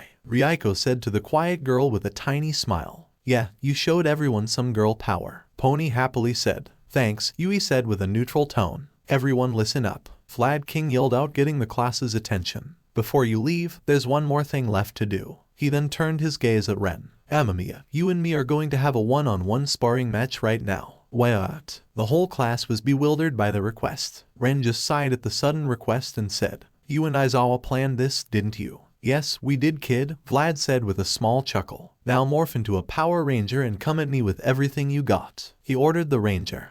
Sir, don't you think this is a little unnecessary? Kendo said with an uneasy voice. Yeah, you're a pro, and Amamiya is just a beginner, Kiwaro said. The guy might be crazy strong and all, but he can't beat you in a straight-up fight, Setsuna said, being a little worried as well. Oh, really now? Vlad King said with a grin. So why don't we test that theory? Amamiya, would you be so kindly to prove your classmates wrong? Ren nodded to the man before walking straight up to the field, only a few feet away from the pro hero. He then changes the master morpher to the wind morpher. It's morphin' time, Ren shouted. Here it comes, Yui said quietly. Ninja storm, ranger form. Huh? Ren shouted, placing his right arm up in the air while making a hand sign with him turning his arm. He then brought his arm back down while moving his left arm to his right side, crossing both arms together, then quickly moved his arms to his left side before thrusting them forward. Morphing sequence, Ninja Storm. Ren moves his right arm back as his hand spins the power disc, which creates a hurricane that surrounds him. He then crosses both arms on his chest, right before spreading them wide open, which forms a yellow ranger outfit from his neck to feet with the lion symbol on his chest. Ren then moved his head up to the sky as his helmet suddenly appeared on his head with no visor. Then both visor from his eyes and mouth appears, completing his transformation. The hurricane then dies down around him, as he stomps his left foot on the ground while moving his left arm forward and holding the sword that is attached to his back. Ren then started to get into a new pose with the lion symbol appearing behind him, as he was standing in the middle of a wasteland with a volcano erupting in the background.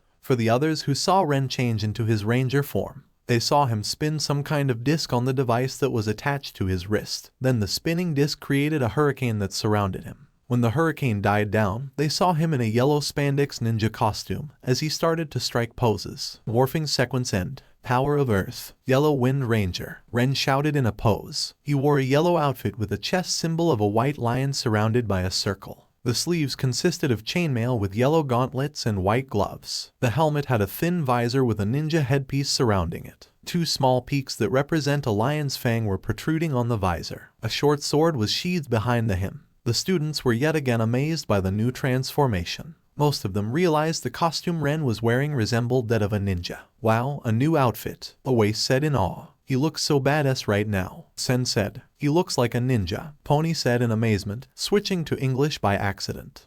Pony, you're taking an English against. Kendo pointed out to her classmate. Sorry, I got excited that I accidentally spoke in English, Pony said in slight embarrassment. I can't blame you since this is cool to see. Kendo agreed with the American girl. A freaking ninja. Just how many costumes does this guy have? Bondo asked in surprise. Don't know, but it appeared on him suddenly like the other one, Setsuna said in confusion. It's that device on his wrist, Shota said, making the whole class look at him. Before he transformed, I noticed he used a device on his wrist to summon his costumes. He pointed out to his classmates. Yes, I also noticed that as well, Shizaki said in agreement. Since Amamiya doesn't have any powers like the rest of us, he uses that device to make up for it. But isn't that kind of cheating? Monoma said in an unpleasant tone. I mean, he's just using a dumb toy to make himself stronger. Will we have to work our butts off to get to this point? If anything, it's unfair to the rest of us. That's not true, Monoma, Shishida said, correcting the blonde. There are some students that need special or personal support items in order to use their quirks. So Amamiya using that device is no different, he said in Ren's defense. True, don't be jealous just because he looks cool, Ryuko said with her arms up in a ghost position. I am not jealous, Monoma argued back. That's what a jealous person would say, Kirawaro said, making most of the class laugh and Monoma angry. Back to the action. Ren and Vlad King were staring at each other before getting into fighting stances, with Ren taking out his ninja sword. I'm ready when you are, Amamiya, Vlad King said to him. I'm ready, Mr. Vlad.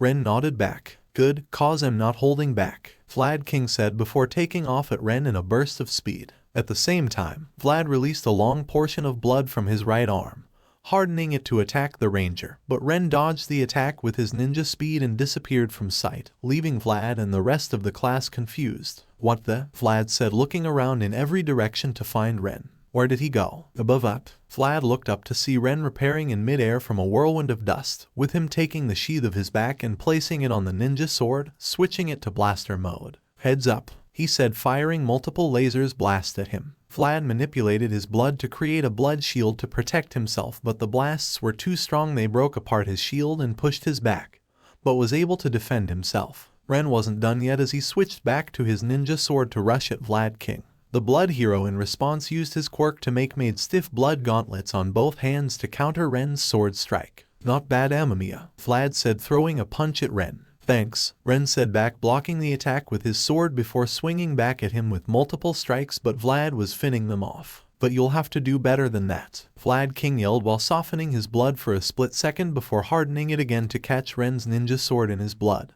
which surprised the Yellow Ranger. Vlad took advantage of this to punch Ren hard in the chest with sparks coming off his suit, sending him flying back in pain as he rolled on the ground a few times before standing on one knee, holding his chest in pain. Damn, I did not expect that, Ren said in slight pain. Incredible. Amamiya holding his own against Mr. Vlad, Kosai said in amazement. Why yeah, but he lost his W weapon. How is he going to fight back? Kinoko pointed out. It's not like he had a chance to begin with, Monoma said with a smug look. He's fighting a pro hero, not some random street villain. He'll win, Yui said loud enough for the class to hear. I know he will. Yeah, I believe in Amamiya as well, Kendo said with a smile. Me too, Pony joined in. Kamakiri didn't pay attention to the conversation as he was more focused on the fight. He was just wondering what was Ren's next move now that he didn't have a weapon anymore. You're disarmed, Amamiya. What will you do now? Vlad King asked his student. Ren just smirks in response behind his visor as he gets back on his feet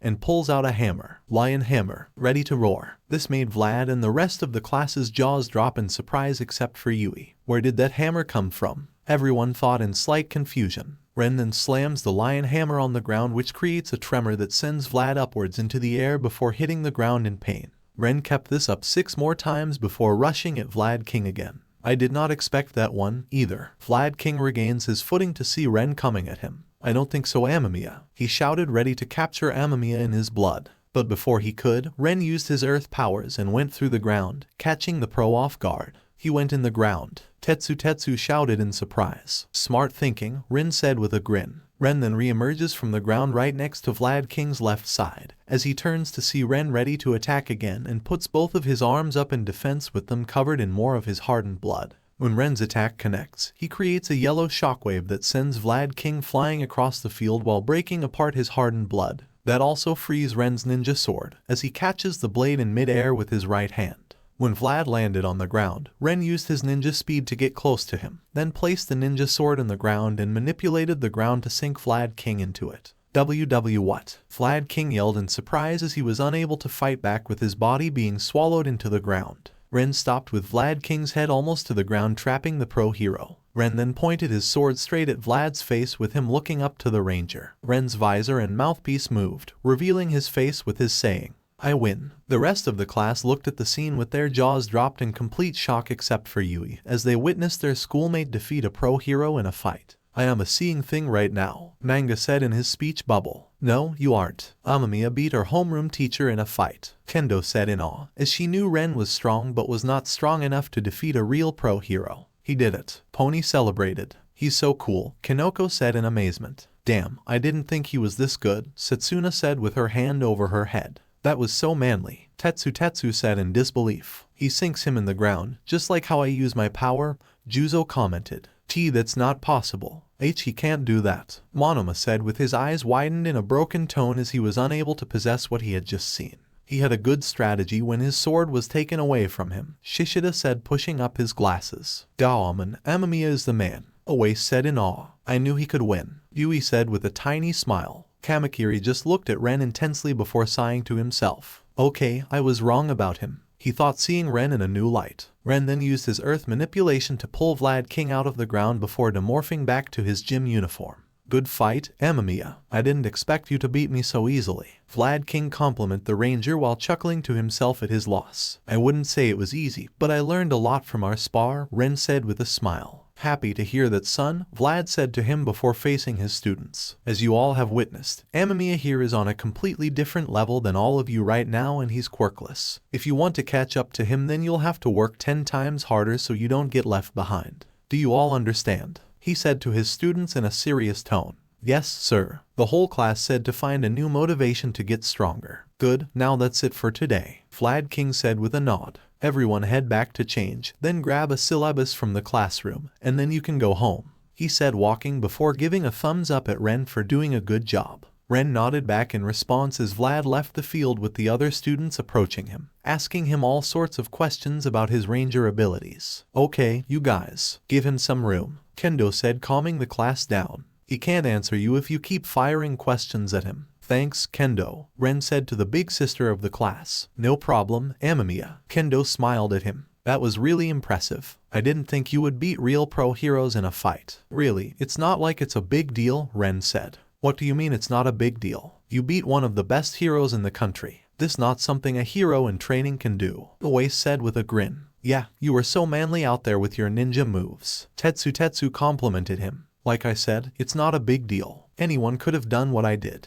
Ren trying to brush it off. So modest. That's the sign of a true pro hero, Shizaki said impressed by Ren's kindness. You were amazing out there, Ren, Yui said with happiness in her voice. Thanks, Yui, Ren said smiling to her. Anyway, it was nice to meet you guys. Hope I'll be seeing more of you guys in the future, he said to them. Right? Kendo nodded to him. We should have back in guys, then at home. Right? The class said making their way back to the locker rooms to change. Musutafu Street's evening. Ren was walking down the street heading home. It was an exhausting first day and his hero training hadn't even started yet. He had to do 2 quirk assessment tests and fight against 2 of the teachers to prove that he was UA. Material. Man, I'm beaten. Ren sighs in exhaustion being mentally drained. Morphing multiple times in one day is tiresome, Ren said to himself. But still, you showed everyone today not to take you seriously just because you're quirkless. Holo Tommy said to him. I don't think everyone got the message, Ren said remembering Bakugou and Monoma. You're talking about the annoying blonde duo, Holo Tommy said knowing who Ren was talking about. Bakugou's superiority complex and Monoma inferiority complex are going to cause major problems in the future if they don't fix it.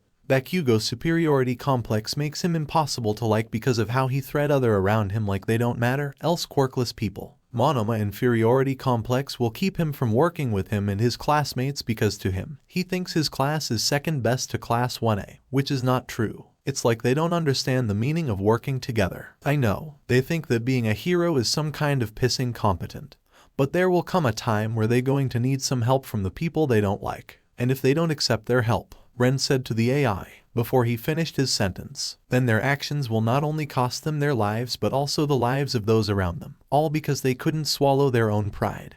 Holo Tommy said in a grim tone. Yeah, makes me think of the type of heroes they'll be in the future, Ren said out loud before changing the subject. Anyway, I still can't believe Kendo was chosen by the Master Morpher. The Master Morpher must have saw something inside of Kendo that made her a candidate for being a ranger, Holo Tommy said. You should try talking to her tomorrow to recruit her on the team, he advised. Yeah, would have did it today if I wasn't so tired. Ren said, yawning a little. Ren was so tired that he didn't notice someone running into him from an alleyway. "Hey?" Ren said, feeling something hitting him as he lost his footing a little. He looked down to see the person responsible for this. It was a little girl. She was a small girl who looked around 5'7" with bluish, off-white hair, messy and unkempt, which was parted in the middle of her forehead, almost reaching down to her waist. She has very wide, innocent-looking eyes, which are bright red in color. Poking out from the right side of her forehead is a small, brown horn. And she is wearing a plain, short-sleeved dress, which is a dirty, pale tan color. Bandages are wrapped around both her arms and legs, stopping at her wrists and ankles. She also wasn't wearing any shoes. Her name is Iri. Ren looked at the girl's poor attire, and what struck out the most was the terrified look on her face. Well, that's not a good sign, Ren thought in concern. "Hey kid, you alright?" Ren asked, stepping up to the horn girl to help her up, only for the girl to flinch, looking visibly scared as she backed away from Ren. Ren stops in his tracks when he sees her face. What happened to this girl to make her so scared? "Ren though, you should be more careful," a male voice said, causing the little girl to flinch at the sound coming from the alleyway she had come out from. Out of the darkness was a man. He is a pale man of narrow build with short, shaggy auburn hair parted to the right. His eyes are thin, their irises small and gold, with rather long lower eyelashes and small eyebrows. He wears a black dress shirt with matching dress pants, a pale gray tie around his neck and a belt with a long, thin buckle around his waist, with 3 beaded lobe piercings in his left ear. Over this, he wears a dark olive green bomber jacket, its collar lined with thick purple fur, and white lace-up sneakers, their soles tan-colored, with no socks on his feet. His most noticeable features are the white surgical gloves he wears on his hands and the magenta plague mask he wears over his mouth, which is tipped and embroidered with gold. His name was Kai Chisaki, also known as the villain Overhaul. "We don't want to cause trouble for anyone now, do we?" the bird-masked man said in a calm but irritated tone. So alright folks, that's all for today. Stay tuned for part 5. Do subscribe, like and share for more such videos. Press the bell icon to be notified first on release. See you in the next video. Till then, goodbye.